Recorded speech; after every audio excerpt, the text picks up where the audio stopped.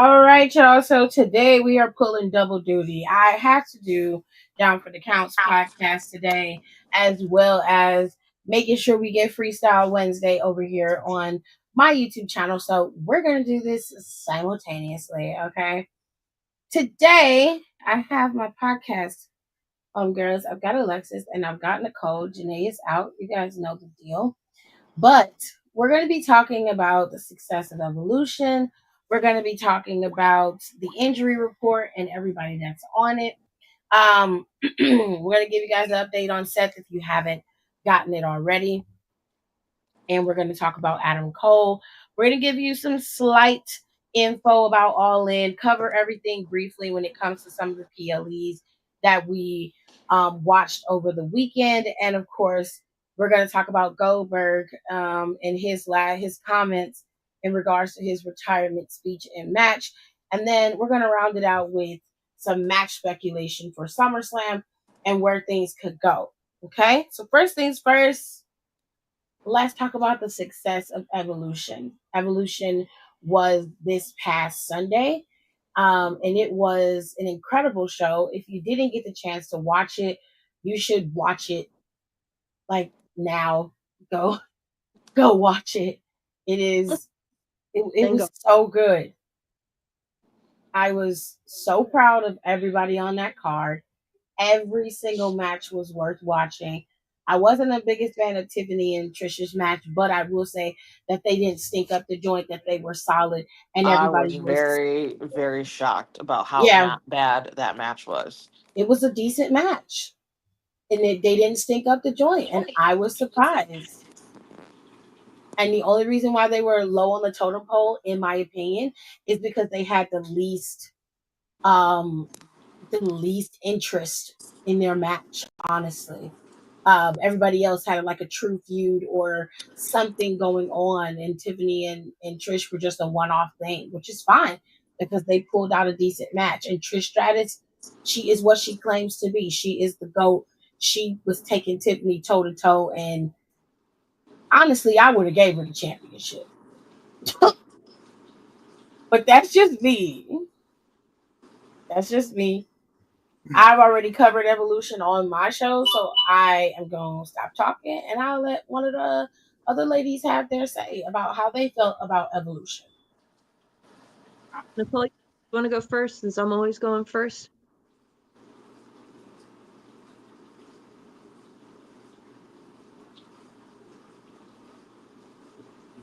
Nicole, What? You there? Yeah, no, I'm typing. Well, sorry, what'd you say? Oh, she asked if you wanted to go first and No, give you your can go thoughts. first. I need to finish this thought on my paragraph.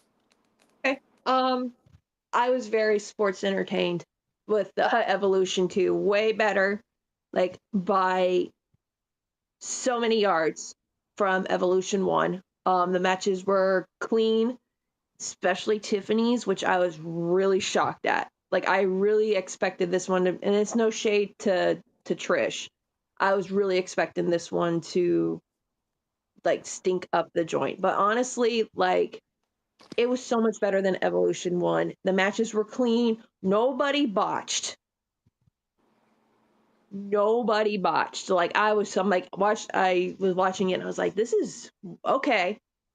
And it was good, man. And then like I had so many times when I cried during this damn thing because to me this seems like with this evolution they seem to like care more. I don't know if that's the word to use or whatever, but like they were showing the women's legends and showing like the people who weren't there anymore, and they were showing like old school girls too, like Mildred Burke.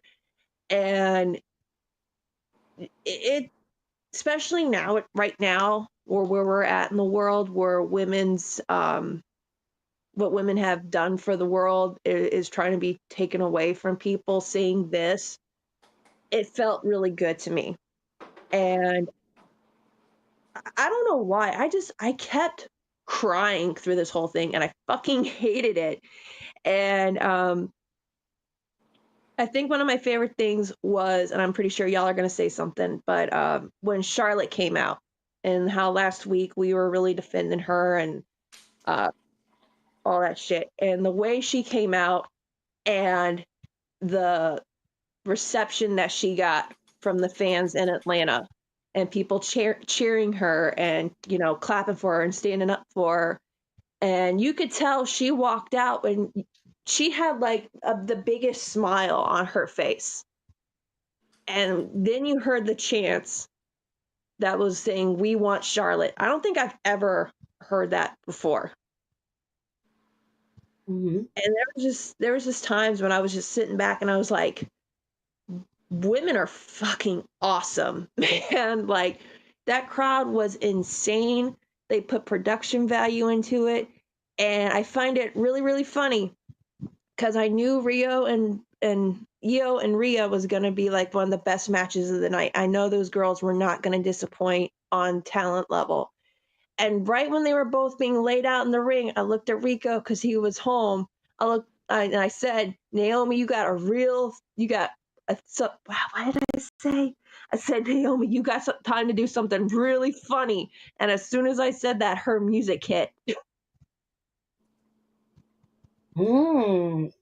And I was Donnie like, said, not to cut you off, Alexis, but I want you to hear this. He said that the crowd was 50-50 on Tiffany and Trish, which I expected. But he also said that it was a lot of men in the audience at Evolution. real. Oh, yeah. Our friend Donnie actually went to Evolution. Yeah, he was there, child, and he had the time of his life.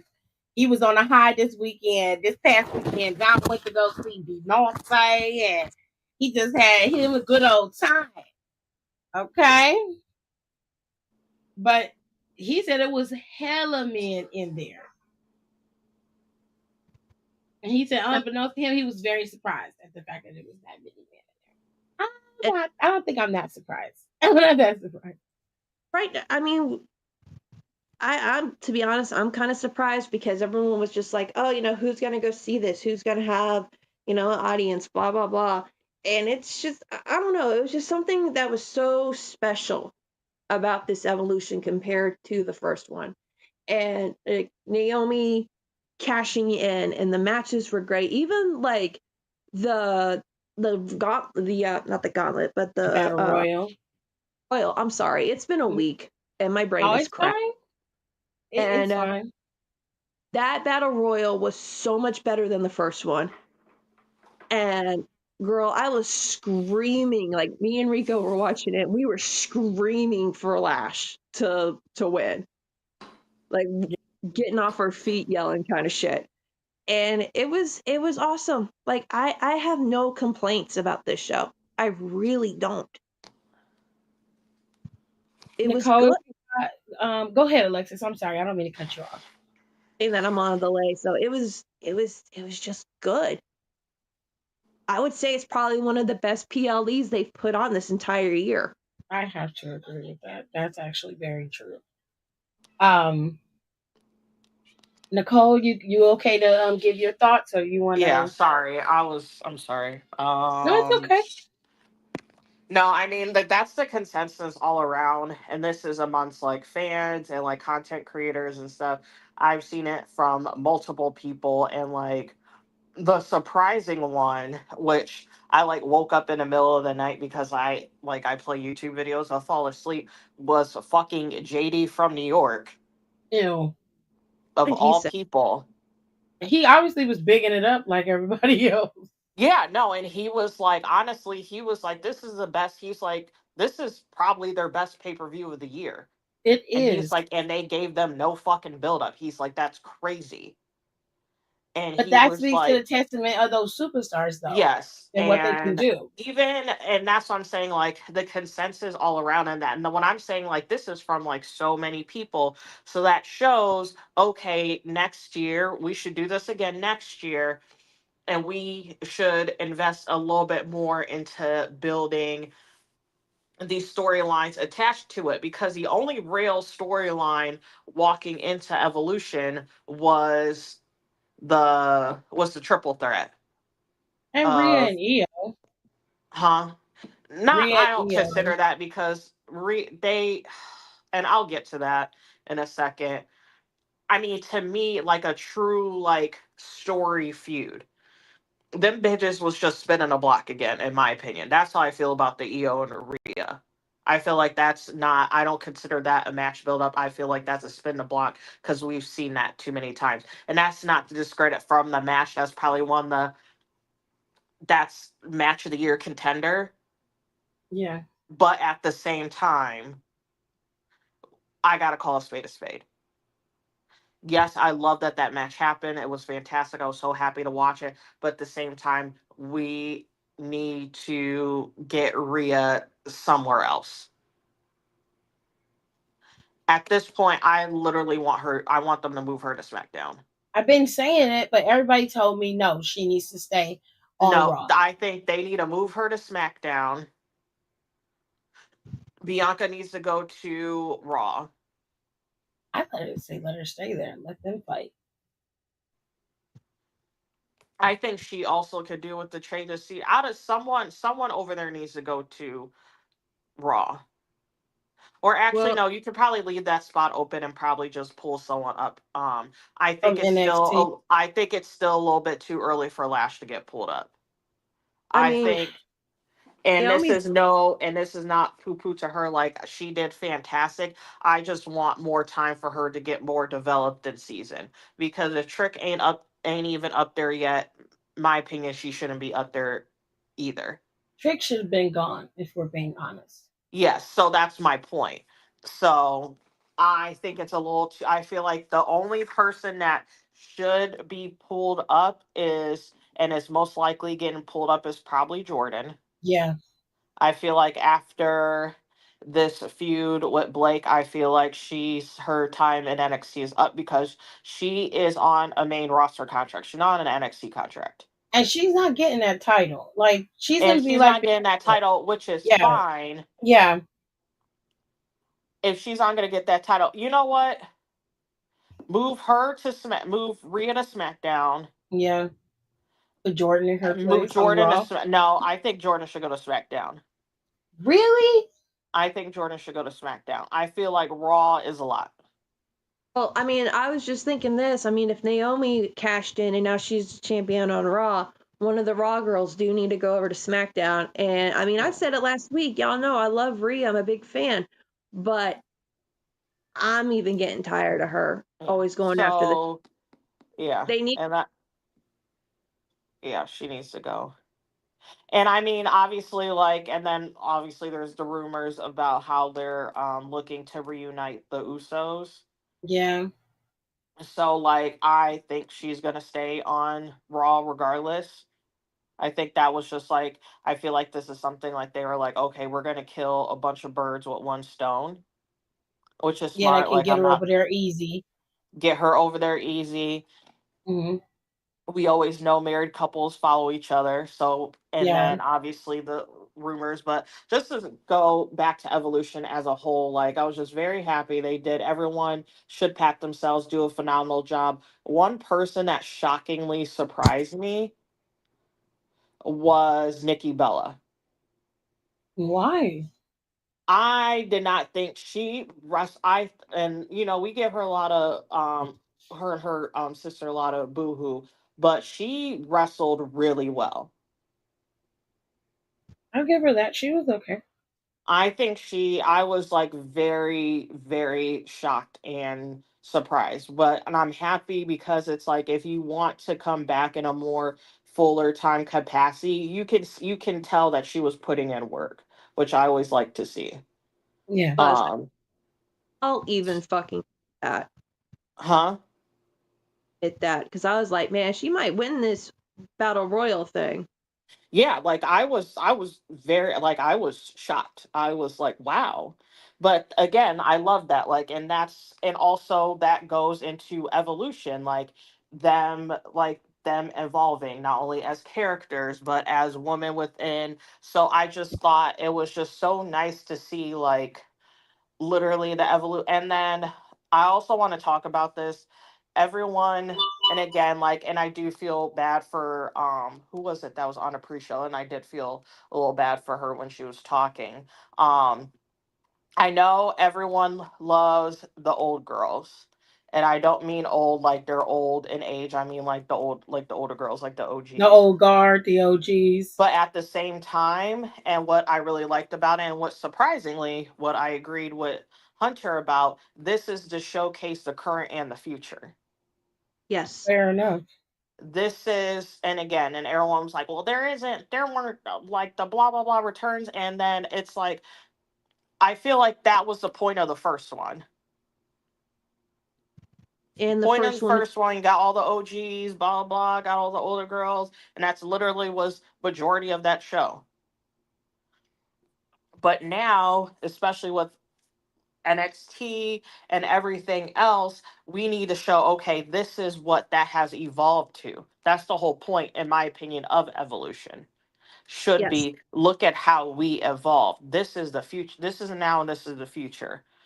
And you showcase people like the Jordan Graces, like the JC Janes, like the Lash Legends, like who else really stood out that was old? Sol Ruka. Sol Ruka had an amazing weekend. She did great. She had an amazing weekend, and I'm glad that I'm getting proven right, because I said once people start really paying attention to her, and once she really starts getting a little bit more into her bag, I said she is going to blow up.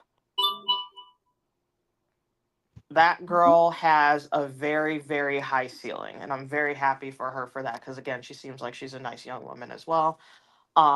And stop asking if she's black. Her daddy Yeah, is I don't black. like She that. is not a quarter. She is not an eighth. She is half black.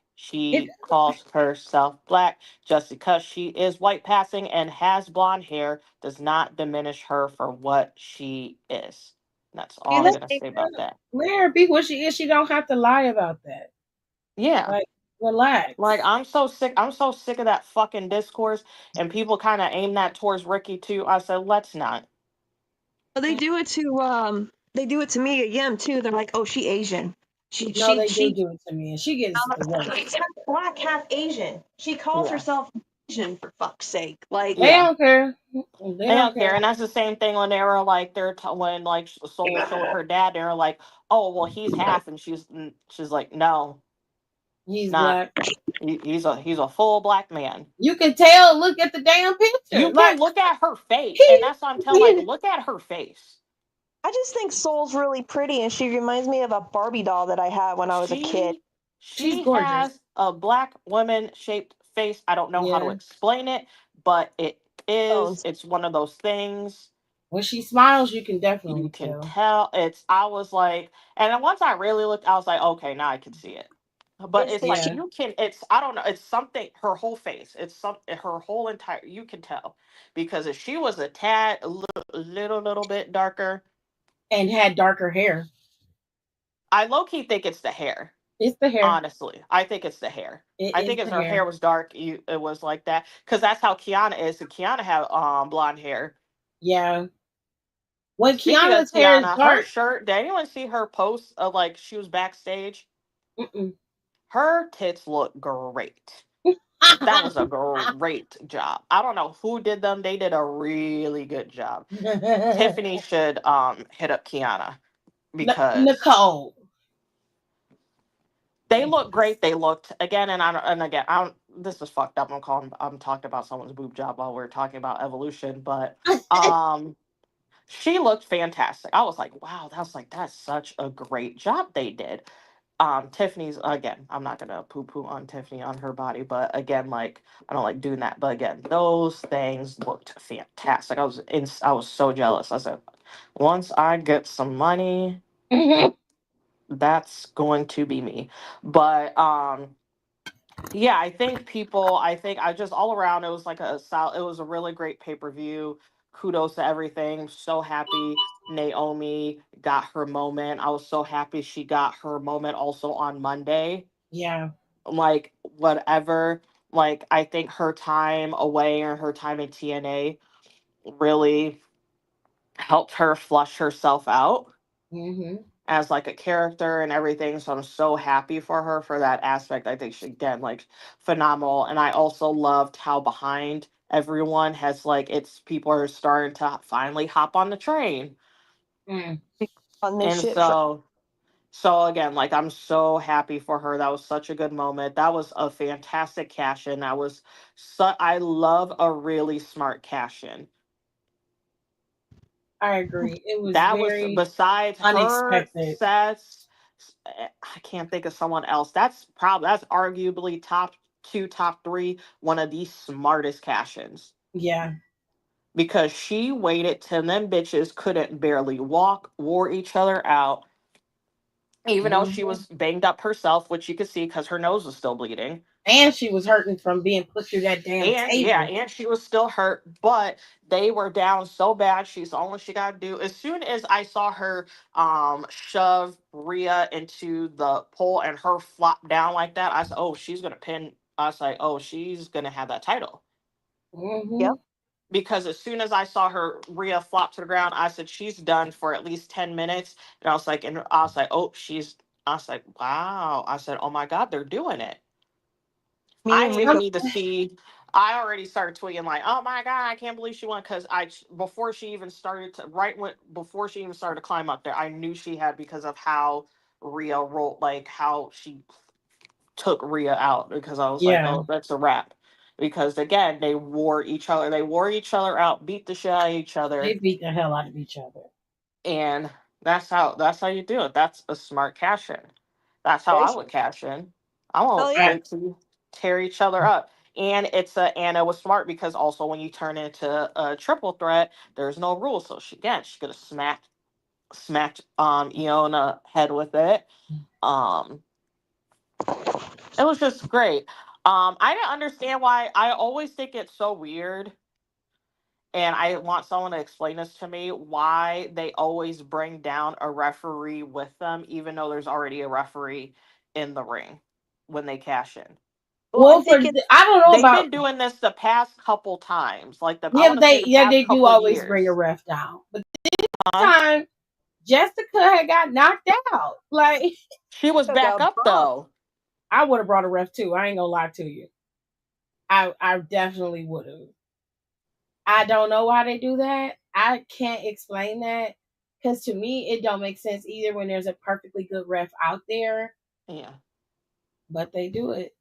yeah. I That's the only thing that I find weird because I feel like Tiffany even did that. I want to say yes. I think it's so that the announcer can know that they cash it in because every time when they did it before and the they would be in the ring, it would be like a little bit of time that was happening and it didn't give them enough time to set up what they wanted to do. So instead of them going in the ring, they take the ref and go around, and then it's like the ref be verifying it is the only way I can explain it. And I kind don't of know. I would like some. I would really like that explained and or elaborated because that's the one thing. That's the one thing I just find odd is that happens, and I'm like, why? Like why? Like why are we doing this? now Is Don there? said he's not a fan of the live wrestling. He said it ain't for me. He said I've come to understand I don't like people. But this evolution was more of an ode to now and not to what was. He said he don't like being around people. So he said this was Yeah, his last one. He don't want to go to another one. I think. I I mean, think you I gotta can go with agree the with right that. people. I'm very not like a whole bunch of people, but obviously, like I've gone and I have tried to gone to WrestleManias and have gone to a Mania now. Yeah. Um, I think honestly, I feel like you have to work your way up. I love watching live wrestling. I really like going to indie shows though. Like that's why I think you should, especially since this is eventually what you want to do, Don. I think you should try to go to more indie shows. To be Hmm. honest, because I feel like live wrestling is amazing, um, regardless of any, you know, promotion company, blah blah blah blah blah. I think it's such like a great art, especially since you want to do it. It's really to see like the crowd interaction and all of that nonsense and jazz.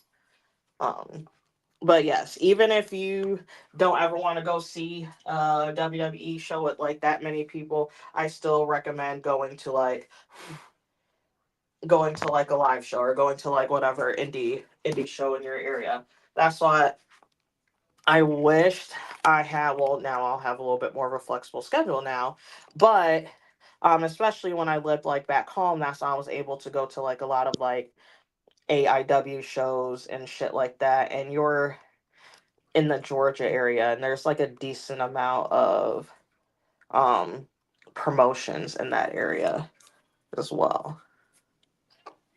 Well, all right then. So, shout out to WWE for putting on a good show with Evolution. We're going to move into the next big show that everybody was talking about with All in Texas. Now, what I saw across the board when it came to um, wrestling fans alike is a lot of WWE fans were able to catch All in Texas, and they were saying that this is what they've been wanting in WWE, that they were really excited about what they saw, and they're going to be watching AEW from here on out. Which I say, cool for me. I don't care. Watch what you want to watch. Enjoy it. Um, but the show itself, it had 12 matches on the card, including the 0 hour. 0 hour started at 1. The show actually started at 3. So you had the first match on the card was the Sons of Texas. It was Dustin Rhodes, Marshall Von Erich, Ross Von Erich, and Sammy Guevara. They all had Kevin Von Erich with them, and Kevin Von Erich has been signed to AEW, I guess, as like a liaison or character. They defeated Shane Taylor Promotions with Shane Taylor, Lee Moriarty, Carly Bravo, and Captain Sean Dean, with Anthony Agogo and Trish Adora. I hate that Shane Taylor. I hate that Shane Taylor isn't able to get any traction. I haven't seen him have any winning matches at all. Even when he's on a major PLE, I haven't seen her have any winning matches. I forgot he was there, and that's no shade to him. It's probably on more on me because I haven't watched AEW, like really sat down and watched it. But I totally forgot he was there. I see his name pop up on the cards all the time. He's always on the card, but he's usually on the losing end, and I hate that for him because he's an excellent heel and a really, really good storyteller when given the opportunity. And then they got some great people in this group with Lee Moriarty, and they've got Trisha Dora. Are you kidding? Like, former Pan African champion? Like, come on. You got some good stuff here. But, they gave that W to Sons of Texas, which is fine. It was an 8-man tag team match. That match went on for 7 minutes and 15 seconds. The second match of the night was Big Boom AJ and the Conglomeration, which was Kyle O'Reilly, Hologram, and Tomohiro Ishii. And they had Big Justice and the Rizzler with them, and they beat the Don Callis family, which consisted of Lance Archer, Ichishiro, Rocky Romero, and Trent Beretta. And then the third match, that match was 12 minutes and 45 seconds, by the way. And it also was an 8-man tag team match. That's crazy. FTR, go ahead. I said, that's insane. 12 minutes for, it seemed like it was a one-off match, but it would take Nicole to explain that if she knows. I have no idea. But it was on the 0 hour, so What I do guess you need me to it doesn't matter. explain? This match with Big Boom AJ and the I Conglomeration. don't watch, and I'm gonna be for real. I did not see any of the 0 hour because it's just too much. I Yeah. don't watch any with them big boom because it's fucking stupid. I Like, thought and again, like people want to like harp on, and again, I don't want to be like act like be tribalist with stuff because I low key think kind of the jelly roll thing is kind of stupid. But I have to agree. um, even though like I like him as an artist, I think that's just kind of stupid. But also shout out to Jelly Roll because he lost a lot of weight. Yeah. He's Oh, he's been looking. training with Kevin Owens, by the way. No, but Kevin's this been is training him. beforehand. He's been like gradually like losing weight for almost a year now. Yeah. Yeah. I But think I'm he's on one very of those happy and I'm GLP very proud of him ones. for turning his health around. I'm very happy for him on that aspect. Um Anything with these big boom AJ, first of all, I had no idea who those people were. I knew who they were, I unfortunately. still don't know who they are. I don't care. I think it's dumb. Like I that that Rizzler kid looks like the Habulu or whoever that person was. Do you know who Jesus. I'm talking about? oh, Hold on. Hold on. Go where ahead. did the hell did they come And like from? this is gonna sound really, really, really messed up. So like I can't tell if like that Rizzler is like a child or if he's like a little person. I think he's a kid. He is a child. I'll tell you where they came from. Hello, AT2. Oh, Hello. Mr. Messy. Right. They came from TikTok. And what they are is they would go to Costco and they would try out Costco's food. And they did this whole, is it a boom or is it a doom type of thing? And they got really popular on TikTok. That is where they came from. They were called the Costco Bros. Shit like So this talk should be banned. Like you got fake. oh, thank you. AT2 gifted 5 memberships. That was so Oh, sweet. I'm I have one to of put them. some. Yay! Because I I will put it to good use. Thank you very much, AT2. Love you, bro. Anyway, so that's where they came from. They came from TikTok.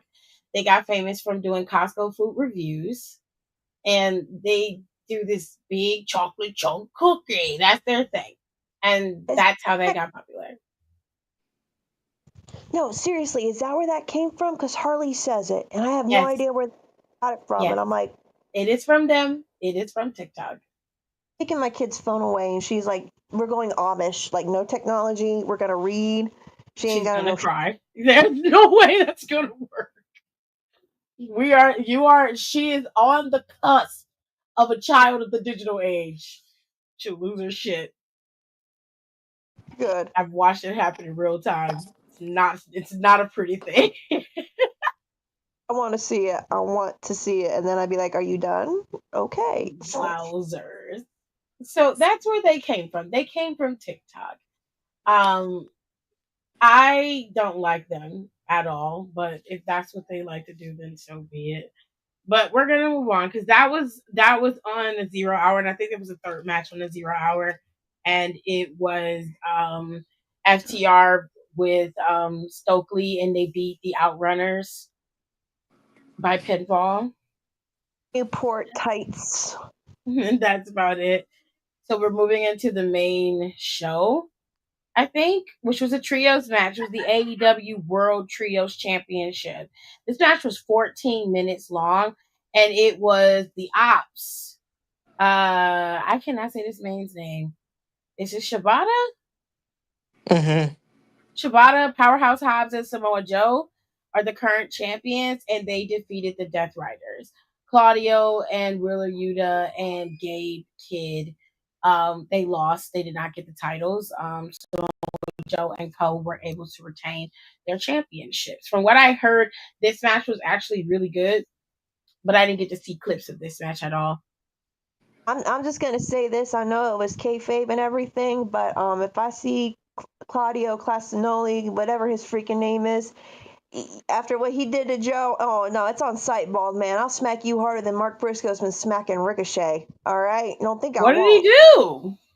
But they attacked him after the match, and they all beat up on Joe. I just want to know: is Wheeler Utah like the sacrificial goat Death Riders? Because every time I see him, getting his ass whooped. I mean, yeah, pretty much. I thought they were gonna start building on him a few weeks back when he kind of like went back. It was a while ago, actually. The coach was still there before he went on his hiatus, but they just, they just leaned back into the whole Jeff Hardy.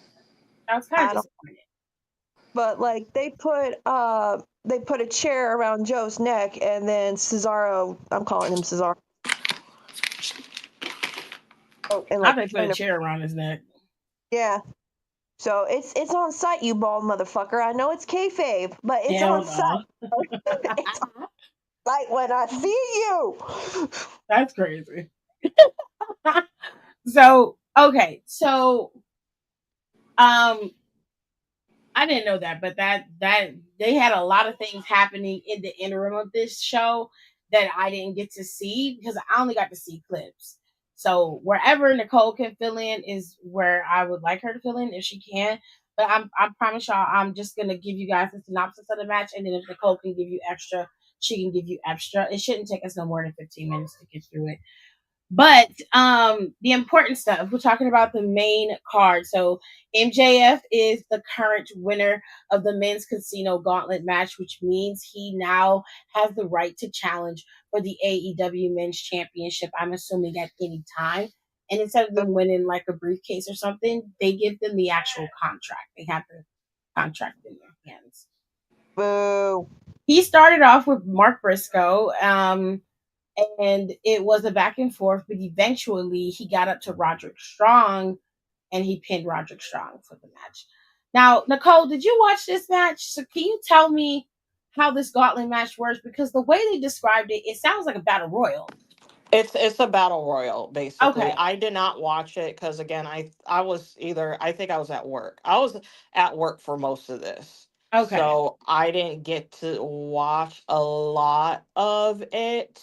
Mm-hmm. There are matches here or there that I got to see the entirety, but I was at work literally the entire time. It's basically a battle royal. Mm-hmm. It's basically if you it's honestly it's basically a money in the bank if you want to low key be real about it.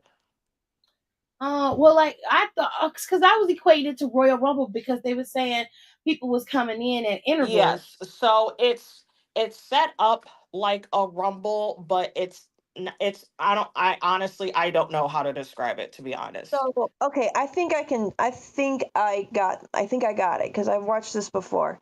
So it's like a Royal Rumble, but there's like instead of a person coming out one at a time, they this is old school, so I'm not sure if they changed it, but from when I used to watch it, it was like they were broke up into like four groups, which was supposed to be the same like if you're playing with a deck of cards because you have spaces, diamonds, clubs, and Yes, that's how they do it. so they Oh. so when they're like here comes like the heart, like I don't know how they announce it, like the group of hearts, and then these guys come out. I forgot how many guys come out at a time, Yeah. and they do the clubs, the spades, blah blah blah. I've So never there, seen there that. so there is eliminations going on while they're waiting for the other group to come out. It's kind of like they're trying to do their own spin on the Royal Rumble since All In always has a gambling motif to it. This is how Yeah. they. Okay, so they got it like it's a battle Royal Rumble amalgamation, and they call it a gauntlet match because the men are coming in intervals. Okay, Yes. okay, I need to understand because I'm like, well, a gauntlet match is, you got one person starting off the match, you got to set, you got to beat them and keep moving. That's how I always equated it. So Like it's fine. I just wanted to understand what they meant by their version of a gauntlet match because I was confused.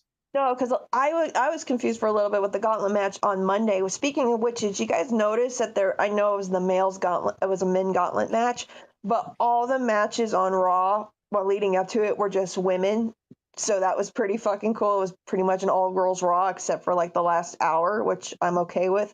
But yeah, that's how they did it from like the beginning. Now, if anything has changed, you can kick me in the shin later. My right one, not my left one. It's been acting up on me lately. Okay. But that's what I remember. Okay, that's fine. I just didn't because I haven't seen All In, so I didn't know. So I was just like, I'm like, what do they mean a gauntlet match? And then they're saying that there were going to be people are going to be coming in at different intervals, and I'm like, well, how? That's not what I know a gauntlet match to mean. But I appreciate y'all for explaining it to me because I was confused. But MJF did win. He ended up pinning Roderick Strong to win the opportunity or the contract for the championship. So he is your next contender. Um, Boo. yeah, well, that it's unfortunate, but it is what it is. He's also a member of the Hurt Syndicate currently as we speak. I, I just wanted you to know. Dustin Rhodes defeated Daniel Garcia, Kyle Fletcher, and Sammy Guevara. He is your current AEW TNT Championship. We will get into Adam Cole in a second, but he did have a chance to come out and speak. During All In, he was very emotional. He had Kyle out there with him as well as Roderick Strong, and they both were hugging him, and they seemed to be, happy but sad because this seemed to be one of the, if not the last time you're going to see Adam Cole in a ring, which I hate that for Adam Cole. But I'm And just hoping that that's not that doesn't happen. I um hope that he gets better. yeah, I can speak a little bit about it, but from what I've been able to research and watched in a few other people's um accounts, it's not good. Um it was under the assumption of some people there that he was going to go out and retire. Mm-hmm. Yeah, he was. Um Apparently it's he from reports it's apparently he's dealing with concussion issues, Oh, which That's never good. no, it's never good. um I'm hoping, unfortunately, if it is, obviously we saw Daniel Bryan be able to come back. hmm. He honestly, I feel like, especially with like his other health issues that he's had, I think it might be a good it'd be good for him to like step away for like a couple years, to be honest. He's still young enough that he'd be able to build himself to come back again. Um Again, because I don't care about the wrestling when it's detrimental to someone's health. I agree. Even though obviously we love Adam Coleman, he's amazing in the ring, blah blah blah. I'd rather him be able to heal and get himself together. So I feel like I honestly think he should like sit down for at least 2 years, in my Yeah, opinion. yeah. I don't think he should retire. I think he should be like, I'll be back when I be back, because I feel like it's possible. Anything's possible. Fucking Edge coming back is anything possible. Okay. Like we just spoke about Nikki Bella. Nikki Bella wrestling low key is anything is possible Soraya because her neck was real bad. and Soraya coming back. Soraya wrestling. Um, all of all the stem cells and shit that's in Rey Mysterio's body, and him being Yes. able to still wrestle, and he's damn near 60. Yeah. Yeah. I think that if he just gives his body time to heal and they Yes. do some stem cell treatments on him as well, I think that he would be okay. But he's gotta take a break. I think he needs to sit down, do like some low impact, obviously work with the doctors, agreed, go get as many stem cells as you need to pumped into your body, do a lot of restorative like repairs and healings and relax, go streaming, go do your streaming, go on your vacations. Like I Yeah. think he just got a dog, hang out that fucking dog. Probably I would maybe get another one at this point now. Like Mm-hmm. he like rest and heal. I want him to rest and heal because like I said, he's actually, I'm gonna look up how old he is. I don't even Let me look how. Just enjoy the fruits of your labor. I don't think Yes. wrestlers get the opportunity to do that. And It, he now has that's the good thing is that he now has the time to be able to enjoy the fruits of his well, Okay, so he's my age. it's like a labor. Kevin. The Kevin He Owens no, thing. he just turned 36 July 5th. Oh, he's younger than me. He's younger than me. Um, So, yeah, like I said, 2 years, sit home. He still has plenty of time because they don't really age men out. No. Fortunately. Um, But you know what? Like, he's done at 36. I'm gonna hype Adam Cole up a little bit, even though he's never been one of my faves. I have no problems with him. He I has love done Adam Cole. he has done more at 36 than I have at 40. So, like, and it's like a Kevin Owens situation where he's a great wrestler. He was probably one of the best indie talents to ever lace up a pair of boots. I will sit here and argue with you about it. He was like one of the guys of modern indie wrestling where you didn't have to be a big guy. You could just be like a normal guy. You're not like ripped and tall and huge. He was literally a guy you would go drinking with at like your neighborhood bar on weekends. Like that's your homie, and I think that's why like so many people liked him. And it's kind of like a Kevin Owens situation where I wouldn't be upset if he retired because I understood, but I would want him here long enough to receive the flowers that he's going to get. Yeah. So that's how I feel about it. And y'all need to leave him the hell alone because I see people, I'm like, oh, he's got to tell us. He's got to tell us. He ain't got to tell us shit what's going on with him, honestly. If I he don't comes need out, to know. I didn't need to know, but I'm glad that Nicole had something. But I didn't need to know. It is what it is, you know. that's all we need to know, that it's not good. And if he comes out tomorrow after we do the show and he says, my doctors, my family, my loved ones have said, I need to hang up the boots, then everyone just needs to leave him the fuck alone and let him do what he needs to do. I agree.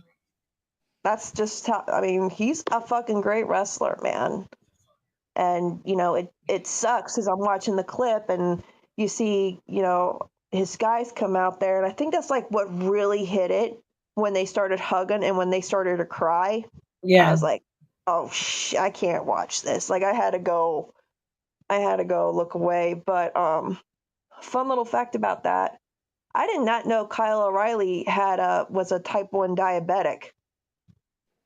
I didn't know that either. As I saw the little thing he had in his arm, and my husband's as a type 1 diabetic, and he wears that, and I was like, is that a sensor? Oh, shit. Okay, cool. Like, learn something new every day. I just hope Adam Cole's good. Stay at home with your family. Like Nicole said, get another dog if you have to. Stream, because honestly, I try to watch people who stream, and even though I like space out, it's great background music or great background noise when you don't want the Hmm. TV loud. People will watch it. People watch Mm. it because it's Adam Cole. Like that's all that matters. They're gonna watch it. But to pivot back to some of these comments, AT2 said, I thought that it was dope that the first 90 minutes of Raw was dedicated to the women. The part that sucks is that it will go back to normal next week. Fair enough. He said Triple H felt hesitant to say it will be another evolution despite it being a great show. Well, I would be hesitant to say that as well, seeing as how they haven't gotten that far in booking yet. And usually they have to be, there's a system, and unfortunately, I'm sure they're going to want to double back to it. If it did well while Beyonce was there, they had all these people, these events they were going up against, as well as um the MLB All Star Game was in Atlanta that weekend as well, and they had Beyonce's concert. That's a lot, and they still were able to pull out a full fledged crowd. Now, when I saw that they were upgrading tickets, people saw that as them being detrimental. But what I saw was just the seats that were up top, and those looked more like media seats than they did upper level, like rafter style seats. They were not blocked off. They weren't like covered with the black tarp. And they had a 360 camera in there. You saw that whole arena. They didn't hide anything. So, as far as I'm concerned, they sold enough tickets to fill that arena. They had people in there. And it was a really good crowd for Evolution. They gave those women their all, and the women reciprocated.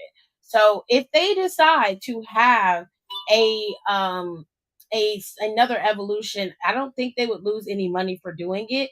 I also think it would bolster that women's division, but they're gonna have to now, like Nicole said earlier, book this show to have feuds that would actually mean something going into the next couple of shows. It would be like a setup of feuds, an ending of feuds, like what they did with Jade and Naomi. It would, further feuds like what they did with Becky, Bailey, and Lyra. That's how it should be. That's how it should be set up. Or they'll start new ones, like what they have with Stephanie, and the situation that they had with JC Jane, Blake, and Jordan. So everything that they did had a point. And this is what I was trying to tell everybody before the show came on. Like, y'all were not giving it a fair shake.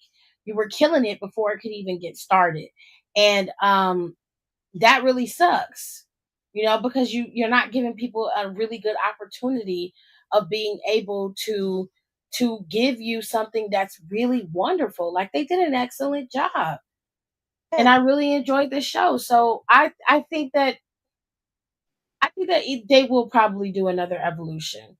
If they wait a year to do Evolution again, I can't say I would be happy about that, because they would lose a lot of momentum. I think they should do another Evolution next year. But again, he would have to clear all of that with people in the backstage that go through that clearance, and we don't have anything to do with that. But I would love to see another Evolution, especially if it's going to be anything like what we got on Sunday. Mhm. Kayla said, Nicole, you're 36. I thought you were in your late 20s to early 30s.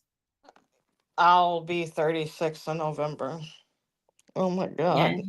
she's the youngest of all of us. I don't want to hear a damn thing. Oh my gosh. It's just crazy. I like didn't even process it until like me and my friends were talking about it, or like, bro, what is going on with us? Yeah. We're just like all freaked out. Oh my god. Everyone's fucking freaked out. we're like we're I like we're want to start. closer, because we're like, damn, we're a lot closer to 40 than we are to 30, Yeah.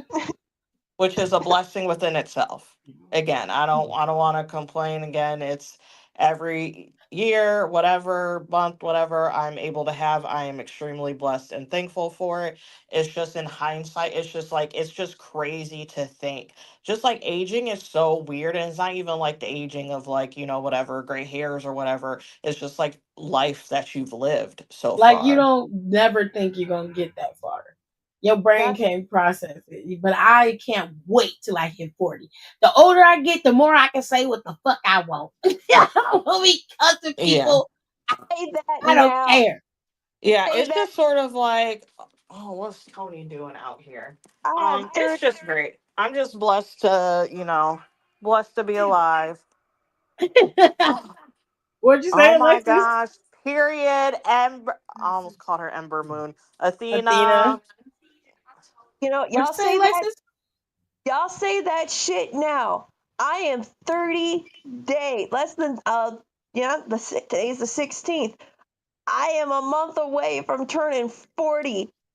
And I cannot, my brain, like you said, my brain cannot comprehend the fact that I'm here, I've been here for this long, and that I have a kid who's going to turn 11, and I'm still trying to figure that one out. I mean, I know how she got here, I was part of it, but like, it's fucking with me like real hard, man, because I'm like, man, it's like 2000 something was only like 10 years ago, and then someone's like, no, actually it was like 15, and I'm like, shut your whore mouth. No, it was.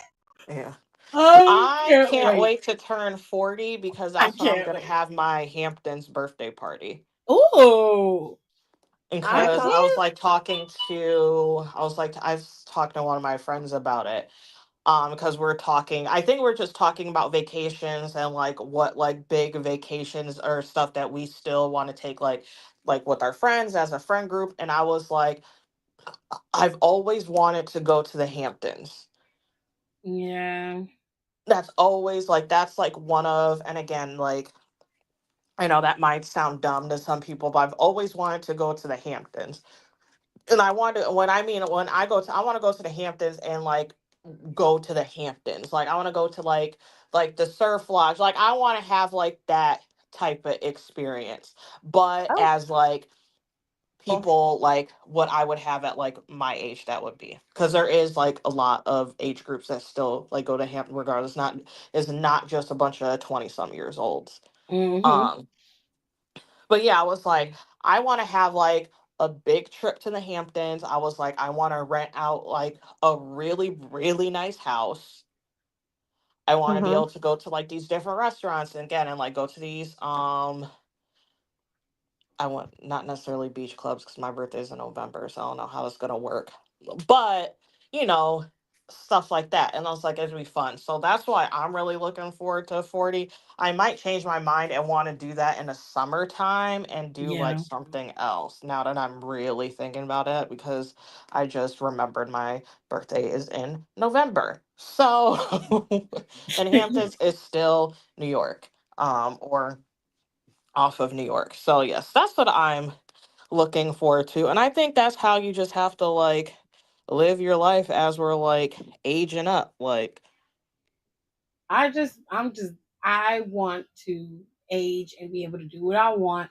I don't have no kids, so I can do whatever the hell I want to with my husband. So we can just go. If I want to do something for my birthday and it's just me and him, I can do that. Don't you take my receipt, little thief. Anyway, It's celebrating my so birthday with my birthday on my birthday. right. Like, what? let's go. I could go wherever I want. I could do whatever I want. I don't want to do anything like going to Vegas or anything like that, but I do want to travel more. And I told AJ, like, there's so much to do in Ohio. We have not scratched the surface of what we can do in this state. And literally in our city, there's at least 30 restaurants that are in this city that I want to go to. There's a really nice sushi bar downtown. And I'm like, I'm not a hard date. Like, I'm very, very easy to please. So I was like, if I do something for my 40th, I want to go over the top for my birthday. And I was like, if I'm going to do that, then I want a Queen's style party. I want a hall. I want evening gowns, dresses. I want all of it. I want to have a reason to look good and dress up and be pretty. And that's what I'm going to do. Well, Oh, my husband my husband told me what my birthday present is this year, and I'm actually really stoked for it. Um, I have been wanting to go to like a comic convention, like a actual real one, not fanboy, because we haven't been able to go. And he told me today, he's like, yeah, so for your 40th birthday, we're going to Tampa Con. I'm like, for real? He goes, yeah, that's what you want to do, right? I said, yeah. He goes, okay, we're gonna go. And I'm like, oh, okay, cool, thank you. And like real, so I was like really excited about that. I don't know. I can't believe I'm turning 40. I think turning 40 is a blessing and it's going to be awesome. And you can do whatever the fuck you want. You're like a true grown ass woman at 40. Okay? The the You hit your the peak in your 40s, and all you gotta do is, put some eucalyptus oil on your knees so you can have your knees back. I know I need to do that because I was like stretching the other day and I was Oh, like doing like squats and I could hear that my knees pop. cracking. Yes. Yeah.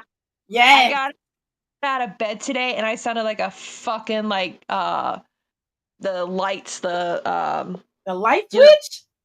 the light switch. You know the light tube things that you crack and you shake and then they glow in the Girl, dark. a glow stick? You sounded like a glow stick? Damn glow stick. I'm like, oh fuck, I gotta go to gym again. Like it Oh, was. hell no. But here's the cool thing. I don't know how the hell this happened, but like every time I tell people, it's like, and then we'll get back to wrestling and not the existential crisis staring. I have too many of those. The coolest thing is that I remember when like we were growing up, and they're always showing people who were like women in their 40s, and they were like, they looked older than they really were. And when I tell people, I'm like, oh yeah, I'm going to be 40. And they're like, you're what? I said, yeah. And they're like, wait, you're over 25? And I'm like, you are my new favorite person. Like, Oh, I love that. That is the best. I had this sweet old lady, and I'm pretty sure she had cataracts, but I was in Walmart. I had to go pick something up for my mom. And she comes up to me and she goes, ma'am, I just want to tell you, you are one of the pretty, and I look like shit. Like I was wearing like my Sammy Callahan shirt and like ripped jeans. And she goes, you are just the prettiest thing. I said, oh, I'm thinking, oh, you're full of shit. But I'm like, oh, thank you. And she's like, how old are you? 18? And I'm like, Oh my huh? God. Yes, I am. Thank you. Thank you so much. You're my favorite old person now. Come here, Grandma. I'm like, yes, thank you so much. You've seen my youth, and I love that. Anyways, back to wrestling. So Back to we're some people gonna who. Jesus. So they had other matches on the card. The ones that were the most popular was obviously Swerve Strickland and Will Ospreay's match with the Young Bucks. That was really good. The stipulation was if the Young Bucks lost, that they would be stripped of their EVP status. But if the other people lost, as in Strickland and Ospreay, then they would no longer be able to challenge for the AEW World Heavyweight Championship for a year. But don't fret. The boys were able to go through and push through and strip the Young Bucks of their EVP titles. They are no longer EVPs. At least storyline wise, they are not. So congratulations to you, Swerve and Will. Congrats. You guys put on a stellar match. From what I saw, it was awesome. Thank God. That's all I have. The Bucks will continue to be corny. I get it. There are going to be people who eat that shit up, but they're coming out here dressed like fucking extras from Hamilton at this point, man. And it's just, it's so stupid. And I think it's actually really funny. And we can hit on this a little later, where now it's like people who I saw online who are like, man, Bucks need to lose. They're being fucking whatever. And then all of a sudden they're like, well, this is what they did, and this is what they did for Swerve Strickland, and this is what they did for Will Ospreay. And I caught myself defending Will fucking Ospreay of all people. And I'm like, Ospreay, buddy, helping him get over. Like, you can't throw a rock at a wrestling fan who doesn't know who Will Ospreay is. Are you fucking kidding me on this? I will say that he needed help in terms of casual fans, but even that is limited because once you see him, you're going to, try to find out who he is. He does have that aura to me. I'll say this, when it comes to certain wrestlers, I understand a lot of people don't like Ospreay. I'm not a fan of Strickland, but I've never denied what they're capable of, and neither have Nicole or Alexis. And we already know that they are extremely skilled and talented wrestlers. That was never in question. Me personally, when it comes to Strickland, my problem with him is he likes to wear his blackness as a coat. He uses it when he feels it's relevant. And when it no longer suits him, he wants to strip it away. And I don't like that. You need to be who you are 24/7. And you understand that you are representing us when you go out there, us as a people, not just yourself. And you are at the top of this particular company, you should always represent yourself and us accordingly.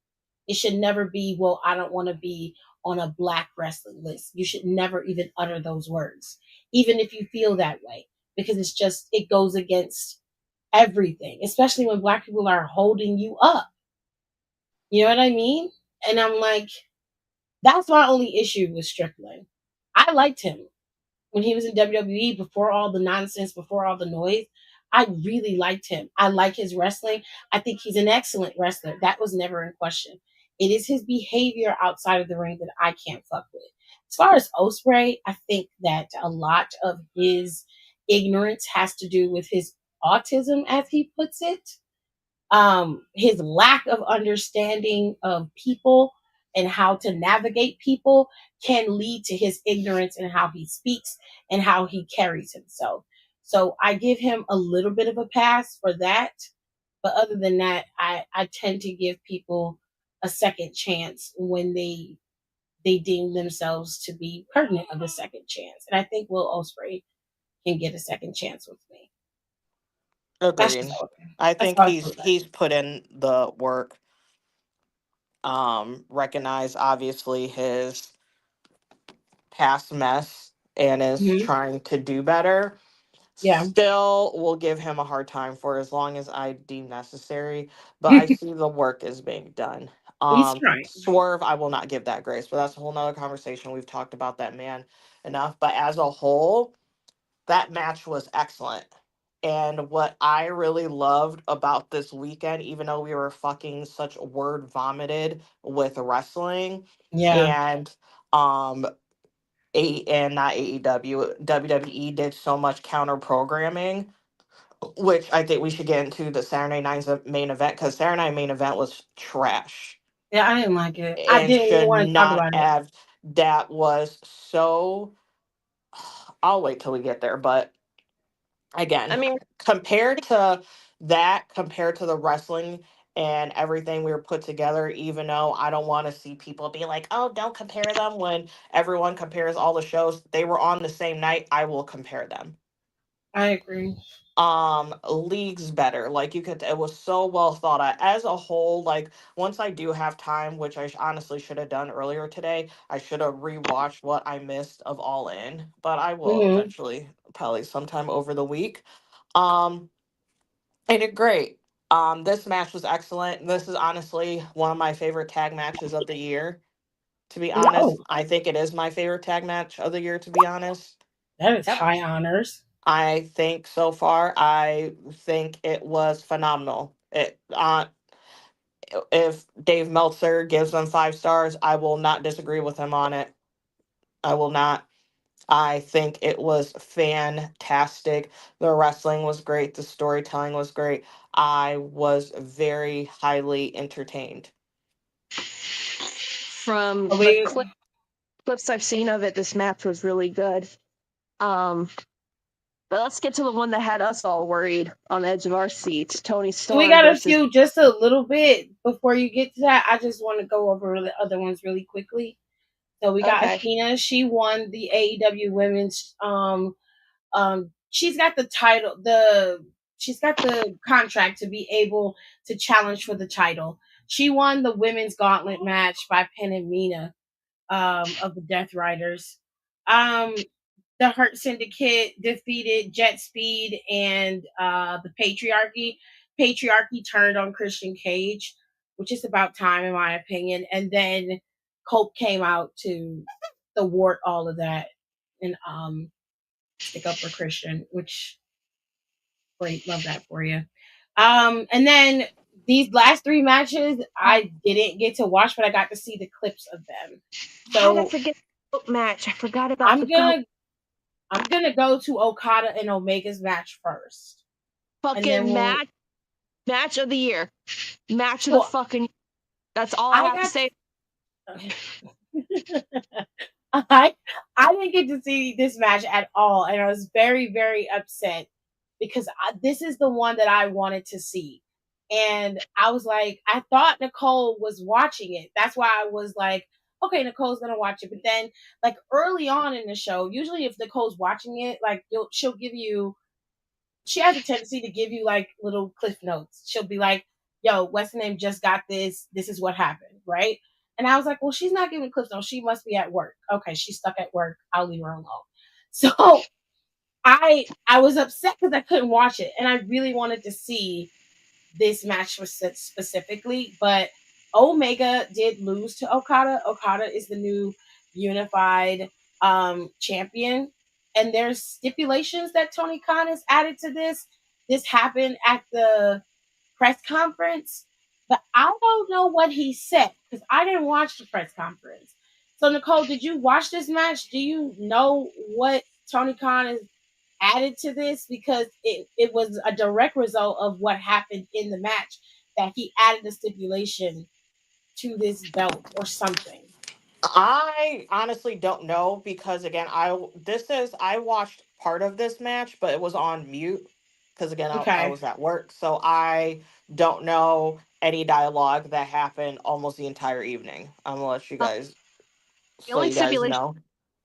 the only stipulation I knew about was that they were taking the two belts that Okada and Omega had and forming them into one belt. Yeah, This that's is the only stipulation. Yeah, agreed. That was the only stipulation I was aware of. I didn't know or I didn't think there was anything else that was added on. But I have seen clips of this match. People are uploading it on Instagram. You just got to dig through the trash to get to it.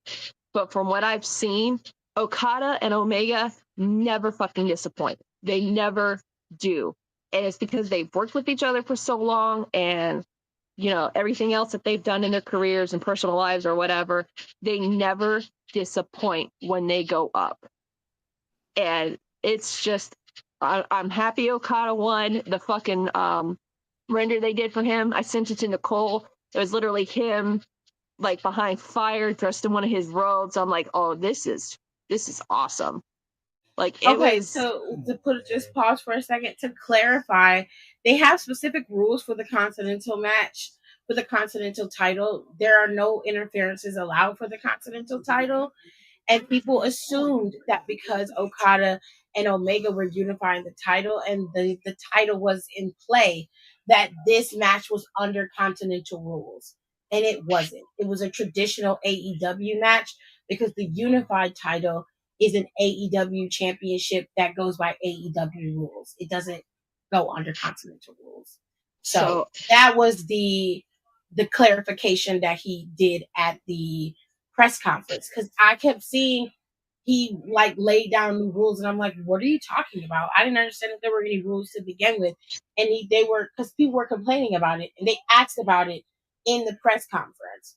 So that's what he was clarifying is that this title is now the unified title. It doesn't go by Continental rules. It goes by AEW rules and the rest decision is final. And that's mainly because Don Callis and I believe it was Coda.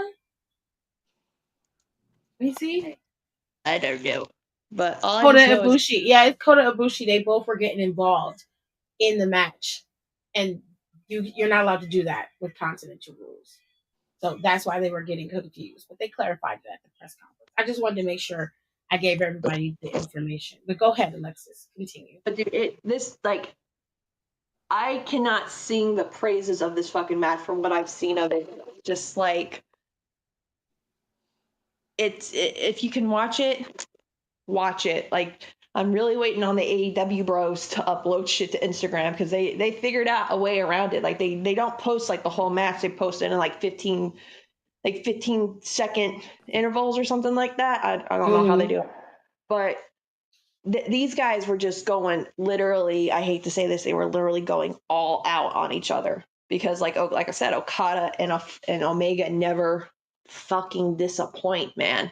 They never do. And it's two of the greatest right now. Because I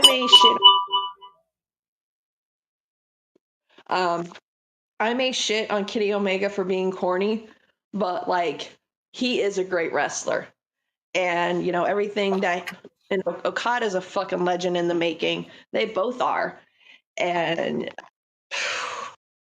they good. And I mean, we're still hearing the rumors that this could be Kenny's last go around. So he's giving us all he can get. But speaking of that damn press conference, I want to know who the hell was that person who asked Athena about Goldberg at that fucking press conference? I just want a name. I just want a name. That's all I I want. don't know. I don't know, but it is odd. And I was just like, okay. It was mad disrespectful, is what it was. He shouldn't be allowed back in there, honestly. But I Cause don't she, know. It was just, it was annoying. Like, she goes and wins the gauntlet match, and here you come bringing up Goldberg. Like, how do you feel about Goldberg? What do you mean? What do you mean? Why am I talking about Goldberg? I mean, she handled it like great. The way she did it, she was just like, "Who?"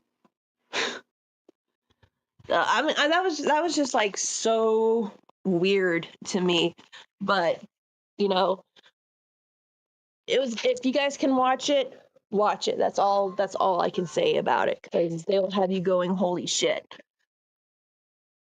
All right, so the last two matches were Timeless Tony Storm versus Mercedes Moné. Did you guys get to see that matchup? Again, I saw clips online because I was at work too. And that's how I was catching it because I'd be like, okay, what's going on? My boss is yelling at me. He's like, what you doing? I said, nothing that you need to know about. Hell So, no. Nicole, did you get to see it? Like, did you get to? I don't mean to cut you off, Alexis. I'm just asking. Did you get to see it, or did you like watch it in passing?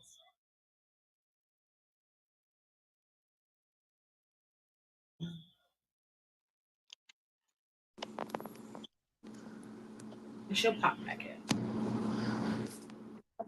this was the match I was actually. Oh, can you guys hear me? Yeah, I Yeah. can hear you now. Okay, that was weird. I was just asking if you saw Mercedes and Tony's match. Half of it. It was really good. I mean, I didn't expect it to not be good because they're both fantastic wrestlers. I'm happy Tony retained. I was low key a little surprised she retained. Very I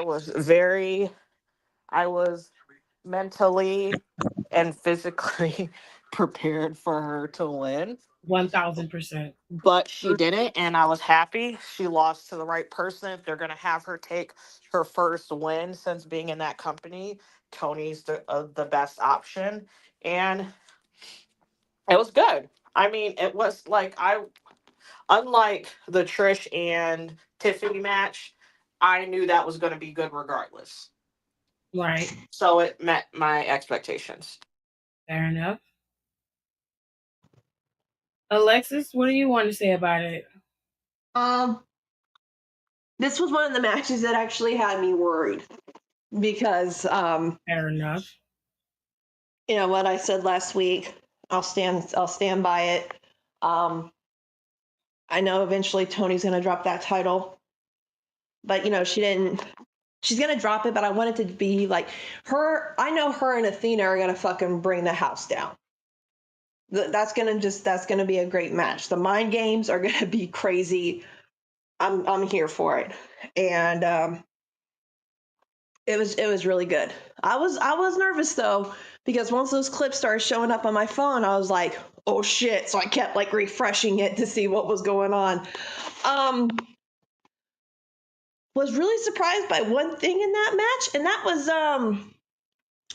Tony Storm biting Mercedes in a place that women. I'm not knocking anybody who does, but majority of women don't like to be bit at. Yeah, that was that. I was like, okay. Not she biting coochie. No, she did. She did. Oh! She the town on it, man. Like I sent the clip in because I'm sitting here watching it, and even like I want to know. He thanked her for having that clean. Yes, she said both of her lips was clean.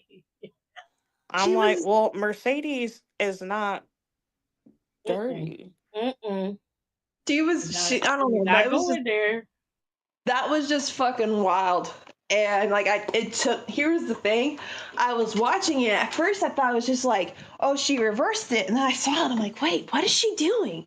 And then I watched it again. I was like, oh my god, she was munching on the box. That's crazy.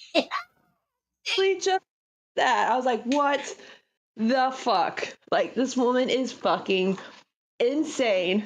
Oh, I love that. Loving every minute of her insanity.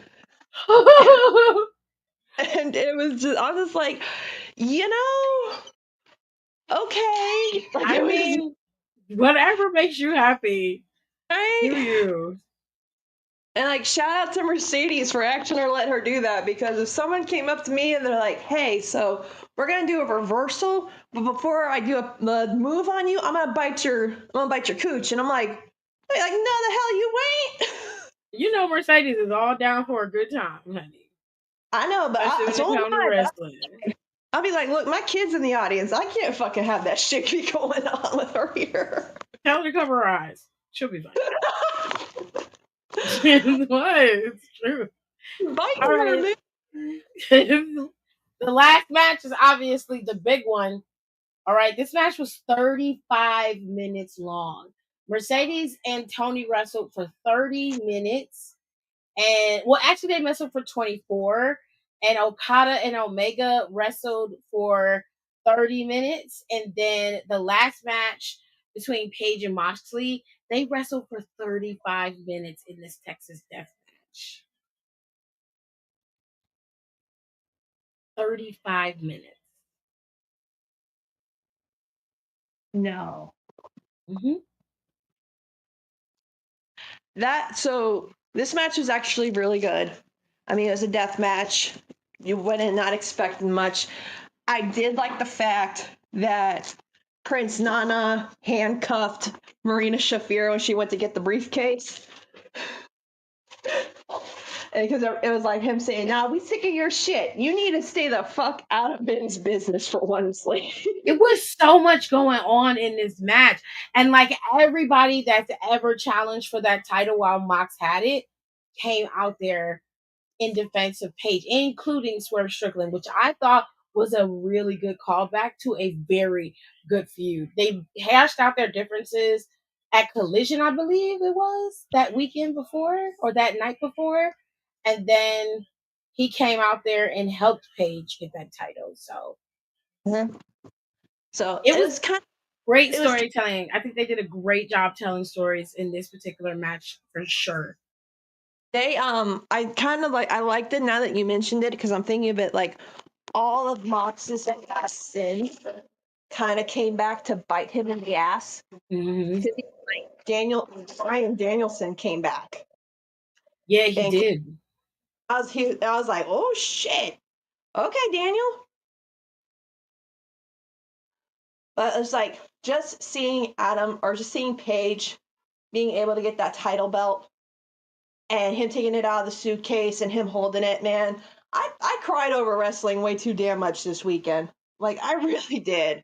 I was very Like happy for Adam Page. I love Adam Page anyway. So I was it very was happy for him. it had just been so long. And as Nicole said it, like that belt was out of game for 300 days. Yeah. And nobody had seen it. Darby Allin came back too. He came from the Darby back. Allin, he scared the shit out of me. Okay. You have to understand. I watched Owen Hart fall from the rafters. Okay. So looking at that terrifies me. I don't like that at all. It was cool, but it scared the shit out of me. It scared me to death. I was like, please don't do that again. Please. Well, he's Oh, using the same setup that Sting used to use. So I think, and there's a lot of factors um, into what happened with Owen, and that's just something I don't want to get into ever because there was so many things that could have been done to save him before it even happened, and the fact that Owen didn't even want to do it. But yeah, um, match. I mean, I'm just happy Paige won. A lot of people who said that they were done with AEW because of what they're doing with the title, with Mox holding it hostage pretty much and not doing anything about it. And I think that match he had with him, I'm not calling that man Cope, him, Edge, and Christian, where a lot of people were like turned off from it. And they're like, I've never watched. Sorry, I'm trying to get my dog inside. That's why you're hearing a lot of rustling around. My bad. well, no problem. Come on, Odie boy. Come on. Mom's got to try to do this wrestling show. Come on. So what was I getting at?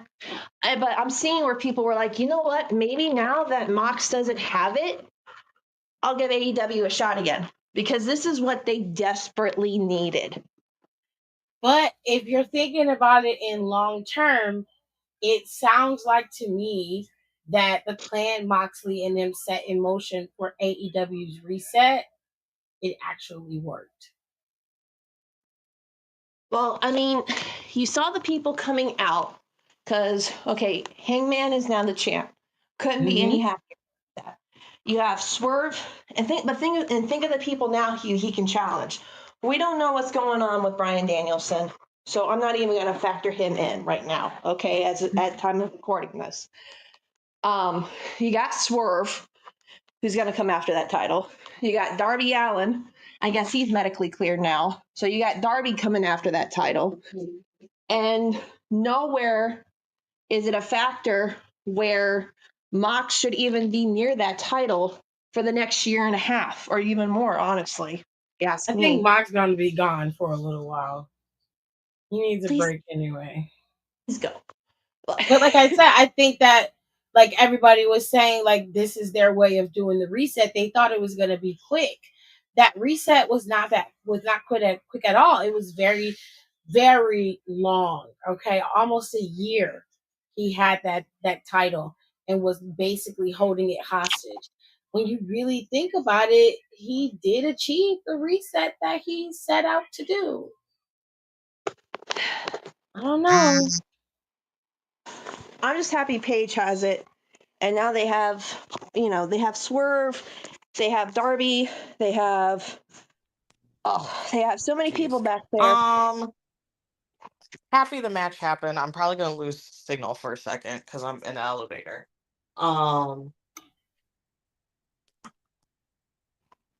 I don't know. I didn't really give a shit about the match because there was just so much shenanigans, and didn't really get invested in it as I should have or could have because I was so utterly convinced that he was going to retain. You really thought he was going to Yep, retain? what I kept saying, I said it for I said it for forever. I was convinced. I think I had even said something to like reply Alexis had. I was 110,000% sure that he was retaining. I did Wow. not. I was so utterly convinced that he was retaining. So I didn't think color that. me fucking shocked when that didn't happen. Well, the way I was seeing it, because I was afraid I was like putting some bad juju on it, but the way I was seeing it, I was like, So, like okay. I said, I didn't really get as invested as I could have, should have. Also, I had to start getting stuff done for work. Because I was I was convinced that he was retaining. Well, I looked when I was thinking about it when I got off of work, because that's when I was like really trying to follow it, and I was like, But okay. happy Sorry, Can you Nicole. hear us? Hangman lost. Can you hear me? Yeah, we can hear Yeah, you. I was hearing. I was asking because Nicole, Alexis had started talking, and then you were talking. I was like, I don't think she can hear us. But I'm happy. Um,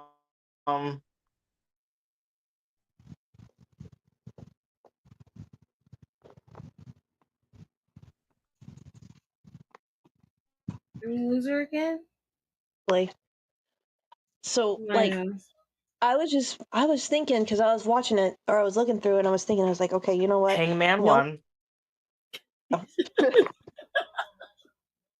That's so wild.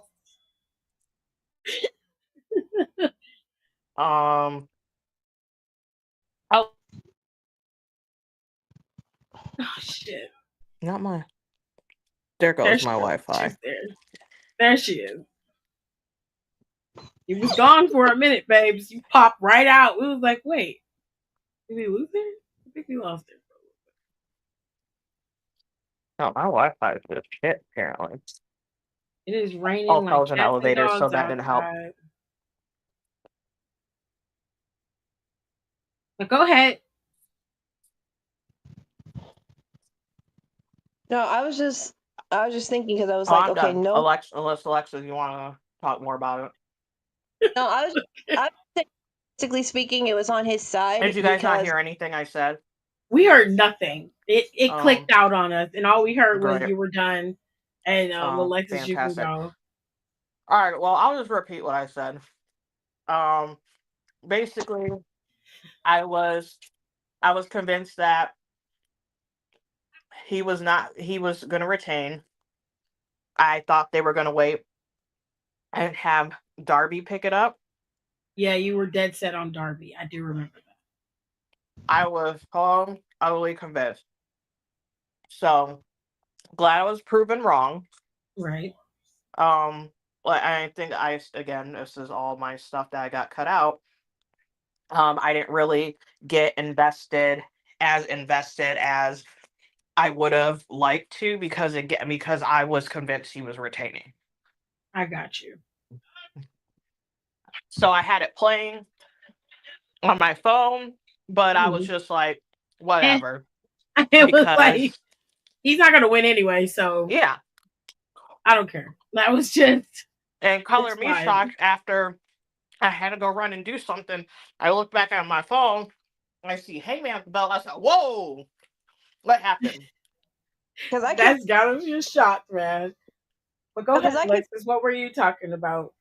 I came in the group chat and I'm like, "Hey, man, won!" And Tip was like, "Fucking way!" And I showed, and I sent the. I was very happy, but statistically speaking, hey, man, and this is my stats. My stats. This statistically speaking, Paige had the advantage because nobody else. So stupid. Go ahead, Alexis. Nobody else had dropped the title, and I don't count Adam Cole because he had, he vacated it, so he doesn't count. That doesn't count. But no one else saying something. I can't hear her. Yeah, Alexis is talking. I can hear her just fine. Oh, I might need to go in and out. I'll be back. Okay. Go ahead, Alexis. Okay, so what I've been trying to say is that statistically speaking, he had, the luck on his side because no one else dropped the title. If people and the unification doesn't count either. So that's how I see it. Like right, because there was no title drop still. Right. Unification and the vacancy of the title. Still don't know why they put it on Dustin. Whatever. I really don't care. Okay, so just to be fair, I didn't think it was a good idea either. I really thought that the next move was to give it to Kyle and Fletcher. But given how happy Dustin was, I was okay with it. After seeing his reaction to getting that title, I became more okay with it. I don't think he's gonna have it long. I don't think he's gonna have it long. So I'm okay with it. But statistically speaking, when the less times a title change, that means something big's gonna happen. And I'm just glad that my math actually paid off for once. So we love that.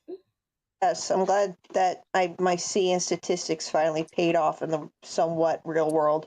I fucking hated statistics. I hated it. Dude, I'm still trying to figure it out. And they're like, oh, when you get into cybersecurity, you have to figure it out. Like, what's the statistics of this? I'm like, look, if they want in, they're gonna get in.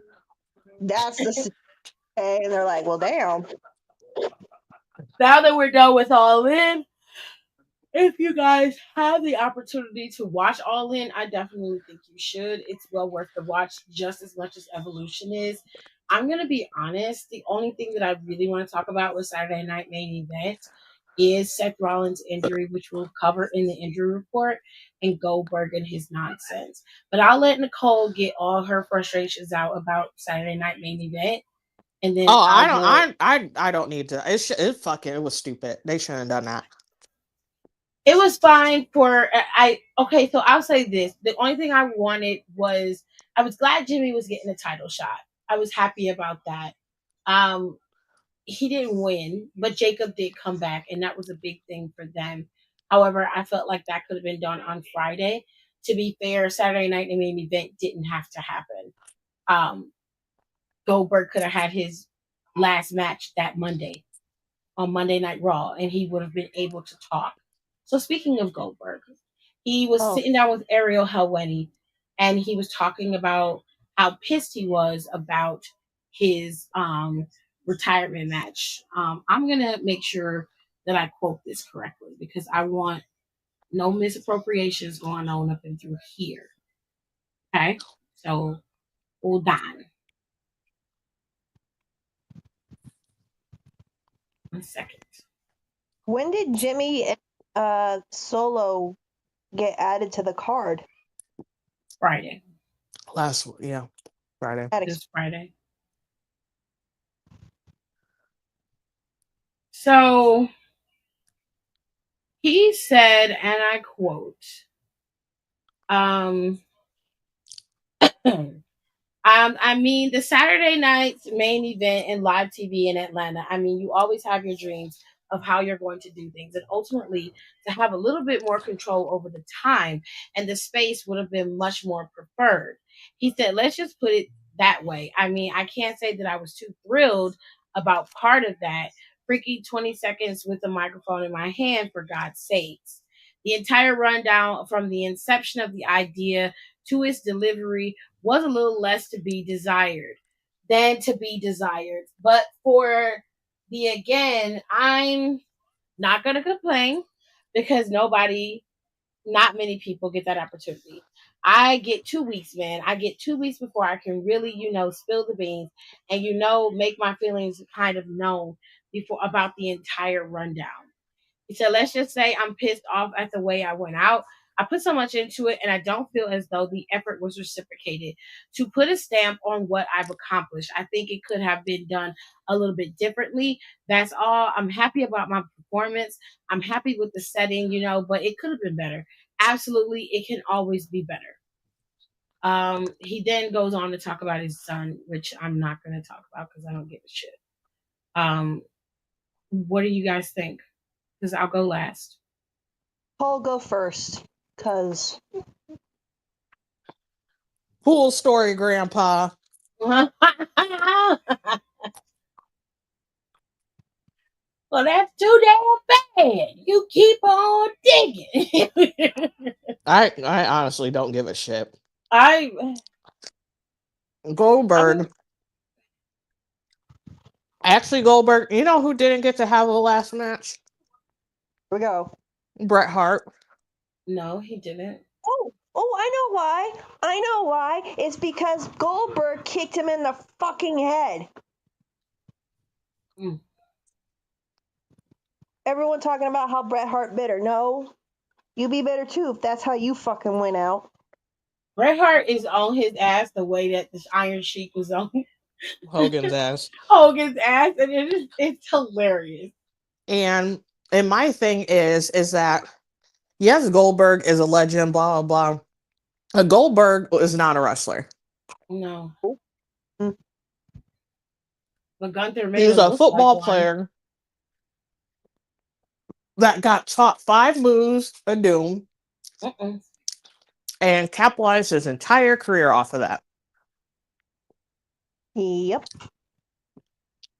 So, like, what the fuck more do you want, bro? You have healthy children. You're alive. You're not fully in a chair yet. Be thankful. Be happy. Be grateful. And that's all I gotta say. Because I honestly don't give a shit about Goldberg. I don't care about his feelings. I don't care about what he acts like he thinks that he is deserved and owed. Alexis, you want Like, to go? honestly, I'm shocked he even got this much with Hunter being there, to be real. That's facts. I don't like Goldberg. He didn't like him when he got there he was still an active wrestler. He didn't like him then. He probably don't like him now. I think he's just glad it's over with, if we're being honest. But go ahead, Alexis. Say your piece. I really don't want to waste any time on him because all Goldberg was a big, bulky motherfucker who was in the right place at the right time. That is it.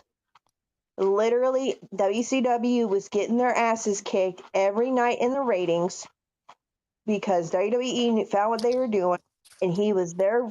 He basically Goldberg was their more buffer Stone Cold, and that was it. I remember my brother saying the same damn thing. And this was when Goldberg came in. I don't like the fact that he's out here. First off, we've had so many people. I'm going to probably get a little emotional, so I'm going to apologize for what I say. We have lost so many people at young ages to medical issues, to them sacrificing their minds and bodies for this damn sport, and to make sure that we're entertained and that we make shows like this to talk about it. And they aren't here anymore.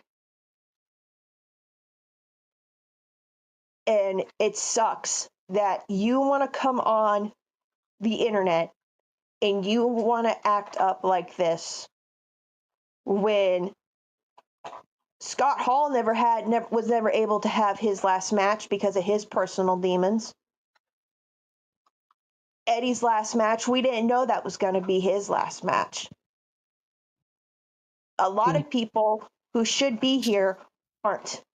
And I'm talking about guys, because we were talking about it when we were kids, them passing away at 30, 40, 50. It seems wild to me at this point, you know? And he wants to come on here and whine and complain and bitch and moan that he didn't get his fucking way. You wanted this. You said there was no buildup. How much buildup could there be to a Bill Goldberg versus Gunther match? You're mad because you lost in Atlanta. You're mad because you didn't get that title. And a lot of people that I'm seeing saying that, you know, oh, now he knows how Bray Wyatt feels when he basically got the title from him, which I'm saying, but you know what? To add on to that, Bray Wyatt never got a last match. He never got a retirement match. We lost Bray way too fucking young. And you want to come out here and you want to act like this? Fuck you. That shows that you've never respected this business. You've never respected the men who've came before and after you. You never respected the boots that you laced up, and you never respected anything. And the fact that my favorite backstage fight is Mr. Wonderful, God rest his soul, had enough of your shit and beat your ass while dressed like a dad at a Sunday afternoon cookout, wearing flip-flops and tan khaki pants, beating the shit out of you with a flip-flop. But Mr. Wonderful never got his retirement match. A lot of guys didn't get it. A lot of women don't get their retirement match. But you want to come on here and whine, bitch, cry, complain? Shut the fuck up, Bill. Go make your 67,000 show about muscle cars and go, make these Z-list movies that you want to be. And welcome to the land of, no one gives a shit anymore. And honestly, I feel nothing for him because of you. Bret Hart never got to have his last match, and no matter where you stand on it, Bret Hart's probably one of the best wrestlers ever. I'll fucking admit it. But you're just some jacked up, roided up motherfucker who got lucky because WCW needed a proxy. They couldn't get Stone Cold because their dumbasses fired Stone Cold because Eric Bischoff looked Steve Austin in the face and said, "You'll never be a big star in this industry."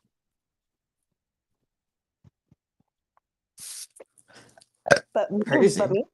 meanwhile, Stone Cold's coming out acting like everybody's fake drunk uncle, or favorite drunk uncle, crashing ATVs into WrestleMania signs, and he's coming out at WrestleMania, or he's when they're in Texas, they bring him out even for a pop. Undertaker kind of had a last, not how we wanted to go out, but the fact that these guys are still here at a time period where a lot of their contemporaries are not here. Yeah, we're going to yell. We're going to scream. I don't like Mark Calloway, but if I hear that bell from the Undertaker song and I see him coming out dressed like Taker, I will cry. It makes me feel like a little kid again. You have done nothing for wrestling. You never checked the bar. You never upped the ante. You never did any of it because you were too fucking afraid. And he's like, oh, my retirement got cut off. Homie, Sting, motherfucking Sting, retired what, a year ago at an AEW show. And he got cut off at the end because he was picking up the mic to say thank you, and they cut the feed, which pissed a lot of people off. But now you can find the whole thing online. Okay, Sting is, and you don't see Sting like, oh, they cut me off, blah blah blah. Sting, and he has That's fucking Sting. That is the man who built WCW, if you ask me. He's one of those guys who made that company special. And you think you deserve more than Sting and Kurt Angle and The Undertaker? Suck my dick. Damn. Wow. Well, so fucking disrespectful, and it pisses me off. And I know I'm sounding like Cornette, but that shit legit pisses me off. Just so I'm not gonna play devil's advocate. I'm just not. I'm just gonna tell you what happened. You have to remember, they were not on Netflix. They were not on a PLE. This was Saturday Night Main Event. Aren't they on NBC or something? Yes, it's network television, which means when it's time to go, bitch, it's time to go. Right. And if you wanted a longer match, you should have did what I told you, which was have the shit on Monday Night Raw.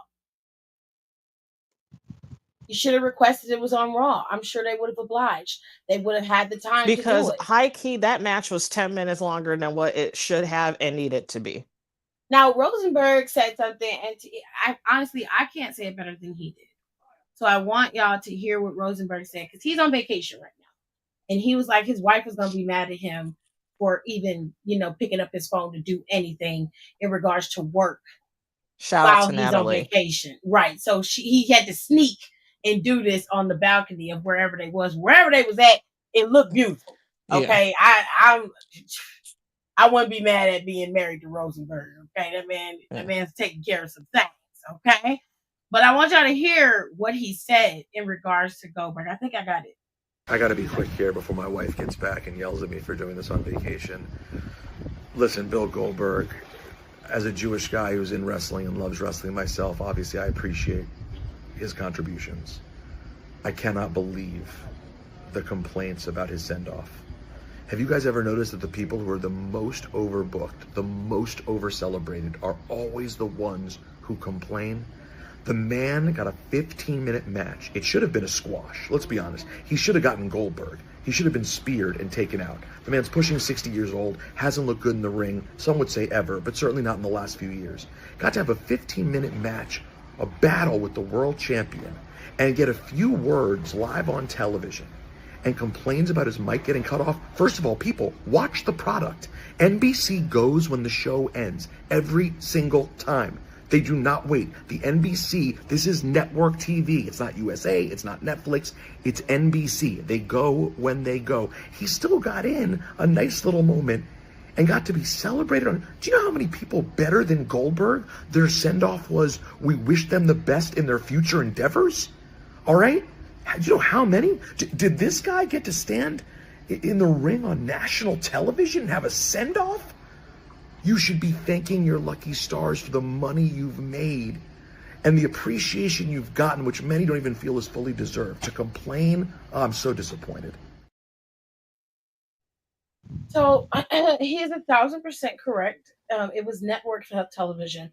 No one intentionally cut the mic or cut the feed. It happened because it was network television. That's what happens. Your problem is you didn't think 5 steps ahead. You were too busy trying to glorify yourself. My biggest issue with you, Goldberg, is that you seem to think that you're better than what you are. And you don't understand that you don't even rank in the top 50 of the greatest wrestlers of all time. You rank in the greatest characters because of the way they built you up. But wrestlers, ring work, ring IQ, ring awareness, skill, talent, capability, you're at the bottom, my guy. You're at the bottom of that pole. So as far as I'm concerned, you complaining and then you talking about you're gonna have your moment to say whatever you want. At this point, you might as well fucking say it. You might as well say it. I mean, you're gonna kill any chances of you having any other things to do with WWE anyway, with the way you're behaving. So I'd say go out with a fucking bang. If you're gonna do it, do it. Give it all to us.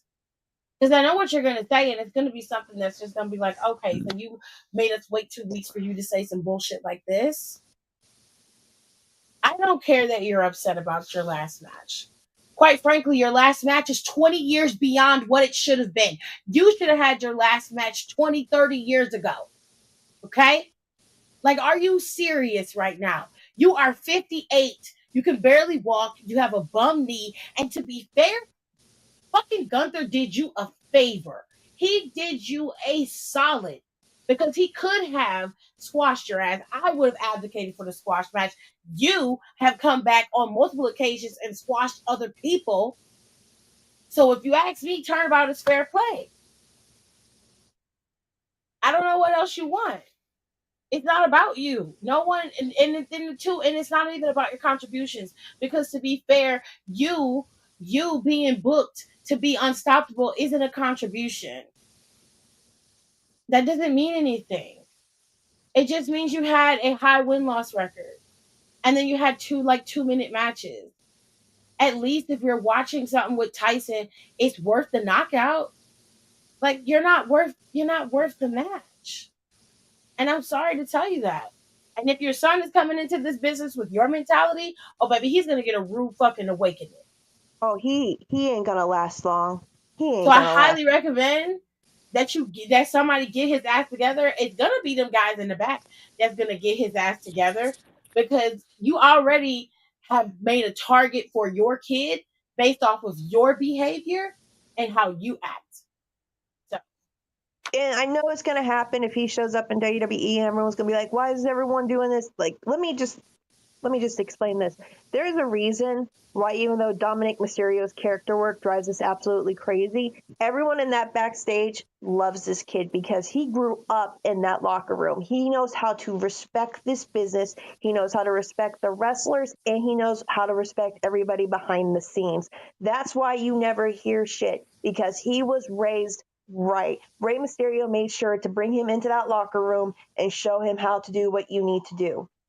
Goldberg's son, if he comes in with an ego, his feelings are going to get hurt within 5 seconds by the women. Okay?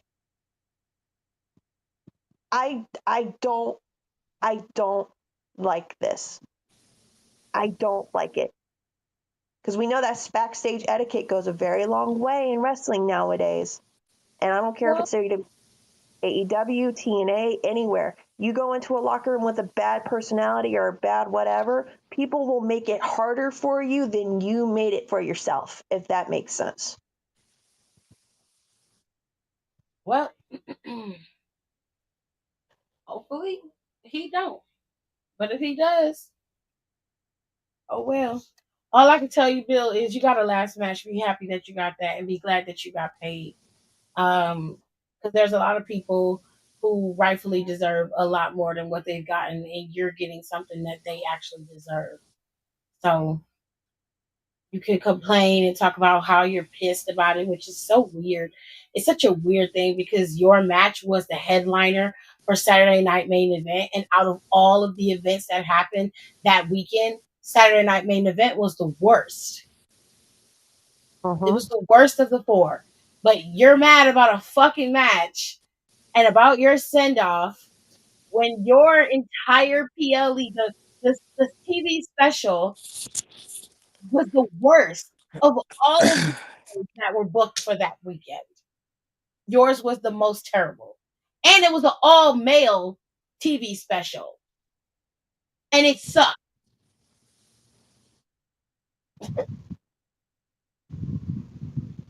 Saying maybe the sausage party isn't where you should be going. That's all I'm saying. Moving on. Oh, yeah. could keep going off, but he's not worth my energy. But I like what Rosenberg said. It's like there have been people who are greater than him that have been featured endeavored. And yeah, he he's just a miserable old man and he needs to go away permanently. So the last thing we're going to cover is the injury report because we've been on here for a long time. And I don't want to keep the girls too much longer. I know they have to get up for work, and I know Nicole has to go to work, and I know Alexis wants to get some rest. So the injury report is as follows. Okay, we talked about Adam Cole. Okay, there's speculation and there are some rumors of innuendo, but for now, he is off the going to be off TV indefinitely. He is not coming back. And if he does come back, it'll be a while. We're talking at least a year, two maximum. Hopefully he'll heal and be able to bounce back and get better as it continues on. But we'll have to wait and see how that works. Seth Rollins. Everybody was concerned about Seth Rollins and his knee injury. It is the same knee that he injured in 2015. He said that in the middle of the match, when he did a move he always does, he heard his knee pop, and that immediately was a sign that something was wrong. He said that he went on ahead and went with the finish of the match of having LA Knight win, and then he could get to the back. They were going to Birmingham the next day, so they went to Birmingham. He tried to have his knee x-rayed so they could see what was going on with it, but it was too swollen to see anything actually wrong with the knee. They wanted to give him some time to let the swelling go down. So he was supposed to go to LA today. Seth Rollins is going to be indefinitely off of the roster for quite some time. He did not give a timetable. He was on the Rich Eisen show because he's taking over the Rich Eisen show for today and tomorrow. So he'll be there for 2 days. It sounds like it's a tester for SiriusXM to see how well Seth does in the leading role, and they possibly will give him his own SiriusXM show, which would actually be pretty cool. I'd listen to it. I like Seth and how he talks about sports anyway. So he talked about it candidly on the Rich Eisen show, and they were asking him, like, how do you feel? And he said, in 2015, my spirit was broken. I was devastated because I was trying to be the top guy. I was the workhorse guy. I didn't want my momentum to end. I was devastated. But now I'm married. I'm more settled. I have my family. I have my daughter. I have my wife. He said, I don't see it as a bad thing. It's just a stop. It's just a pause. He said he'll be back, and when he comes back, they'll go back and do what they wanted to do, or they'll be able to do something. Um, he said that he said in this time frame he gets to spend some more time with his daughter, which is the upside of it, because they were going to be on a European tour very soon, and he wasn't going to be able to see her for a while. So he was like, it's a blessing in disguise. He gets to spend time with his daughter. And I was like, that's true. Seth is a workhorse. That's part of the reason why I'm kind of glad that he gets to have some time to himself. But for the most part, he did say that he knows his body very well. And by his own estimations, he feels like he's going to be out for a substantial amount of time. He said his goal is always to get back for Mania. Mania is always the goal. But even with this injury and everything in between, he said that it is possible that he may miss Mania this year. So we are just waiting for him to give us the rest of the tea on his injury. And for now, that is it. That's what he gave us, and that's going to be all. Now, Nicole, you had something you want to talk about when it came to Seth Rollins and his injury? I think he needs to change his moveset. I think similarly, if speaking of Stone Cold earlier, Stone Cold early on in his career used to have a completely different type of moveset. Honestly, somewhat similar to Seth's current moveset. Seth, again, wants to wrestle for as long as possible, loves the business, loves X, Y, and Z. And I completely understand that. But for him, I think to add on to his longevity, even though he loves the way he wrestles, and that did get him as far as he did. His body can't keep up with it anymore, to be from my observations and other Mhm. people's observations as well, because again, this was a seed that was planted on my head due to a TikTok. I really, really think he needs to change his moveset. I think if he wants to stay within the business and wants to build more consistency, because for the past, I want to say maybe 3 years, he has had an injury per year. One of them was his back, and then he had a knee injury. Yeah, he had his Um, back, he had and two knees. Yep. And I think something else prior. He was also injured Was his shoulder? during Thought it during was COVID. He was injured for something during COVID. his finger. Well, that was broken. That's why I he don't was wearing It the was remember. gargle. something weird. I don't remember. Oh, But anyways, he's had a lot. He, like I said, almost for the past 3-4 years in a row, he has had an injury per year. Mm-hmm. Every year, yeah. So the past couple of years, he has had some type off. He has had some time off due to an injury, and it's getting to the point where his body, and he has said it before, like his body's not how it used to. It is wearing down. To preserve what he has left, he needs to change his moveset. Stone Cold did it, and he was able to last for he ended up having to retire anyway, because again, like his body was so broken down, and amongst other things. So that can expand on your lifespan within the ring, and I mean lifespan, like your lifespan with like wrestling wise. I think that's something that he really, really needs to like sit down and consider, because he can't, his body obviously is not supporting him wrestling how he always has been.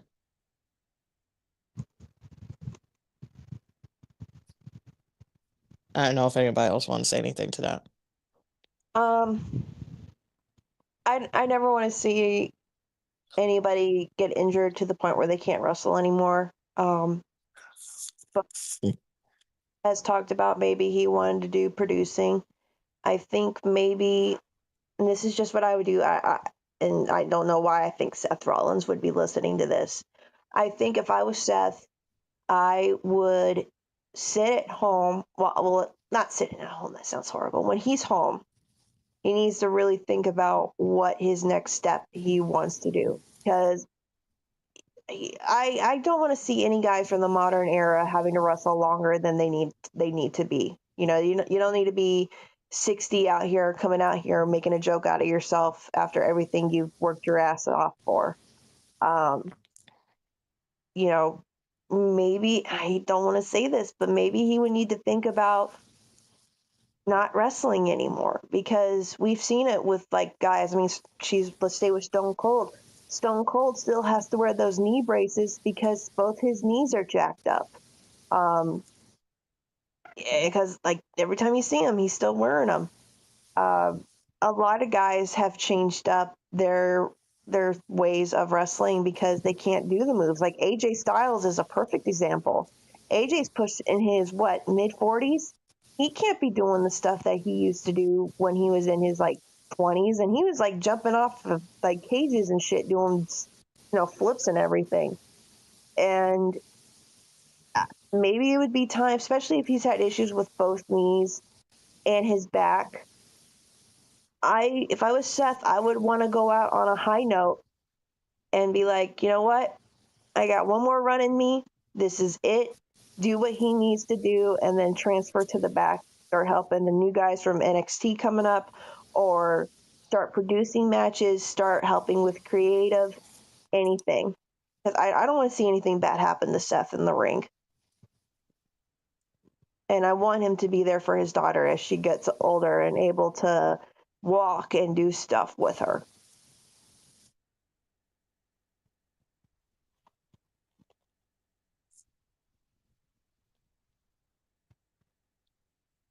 That's really all I got to say about Seth.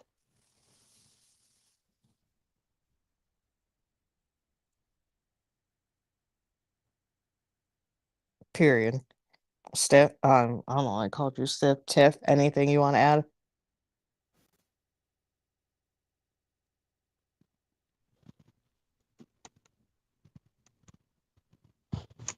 See, this always happens. I get on something good, and StreamYard wants to fuck it all up.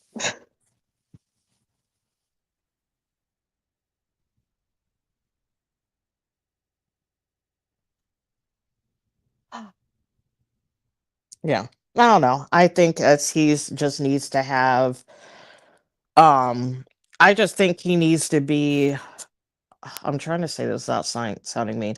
I think he really needs to like have and like low key have like an honest conversation with himself. I think he needs to really Okay, now y'all can hear me. yeah, I Sorry. think yeah, so I think he really needs to have like an honest conversation with himself, with his capabilities and how he wants to move forward. Um. Okay. So I agree with both of them. I think that they're both correct about him and his move sets and what he can do. I don't think his career is over. I do think he needs to remove the high flying stuff from his routine because it's detrimental to his knees at this point. If he can keep it at a minimum, that would be great. But like, the back flipping off of the middle ropes, like he might need to reassess and go back to traditional style wrestling and change his routine to or change his move set to benefit him more specifically. And he can do that while he's rehabbing and rethink how he wrestles. You know what I'm saying? Because he wrestles very much like Nathan Frazier. It's very fast, it's very high octane, it's based off of his agility and speed. And while that's all well and good, it also puts a lot of pressure on the knees and the joints. And after a while, it caves. It can't take it anymore. I don't think Seth is done though. I do think that he can worry about transitioning when the time comes. Right now, he needs to focus on just getting better. That is my only concern, is that he needs to heal and get better. Once that happens, then he can make a decision of what he wants to do. Either way, he's going to be a great producer. Whether he decides to do that is up to him. Um, but I'm sure he would. I don't think he's ever going to leave the business. This is his first love. It's what he's always wanted to do. So all I can tell him is good luck. I hope he does amazing things, and I hope he heals quickly and he has a speedy recovery and he comes back and he's 1,000 times better. With that being said, I'm going to end this live and then I'll come back and finish out Freestyle Wednesday for you guys. So make sure you guys rate, comment, and subscribe to both channels. I have been having my Psychdesigntvtoo banner up here this whole time because I'm an idiot. So my bad. But Down for the Count stuff is scrolling now. You can follow us on all our socials at Down for the Count 19 on Twitter and at D4TC underscore podcast on Instagram. Okay. I try to post on Instagram as often as possible, but I do not, and I can admit that. So make sure you guys tune in tomorrow over on Down for the Count because we're going to have Midwest Melanin Mafia. And we'll talk more about more things. And we'll possibly go into SummerSlam possibilities and matches, especially after what we saw on Monday with Roman coming back. And a lot of people were concerned about Roman coming back on Monday Night Raw. But I would imagine Seth going down is part of the reason why he came back so early. Either that or he was coming back on Monday anyway, and Seth was popping up. Seth being there, that was going to start that. But either way, he was there. He got a huge pop, and the numbers for him being there were nutso. But we'll talk about that on Midwest Melanin Mafia tomorrow. Okay? So we'll see you guys next time, and I'll see you guys over on my channel for the rest of Freestyle Wednesday. Bye. Bye. Get this down. We're out.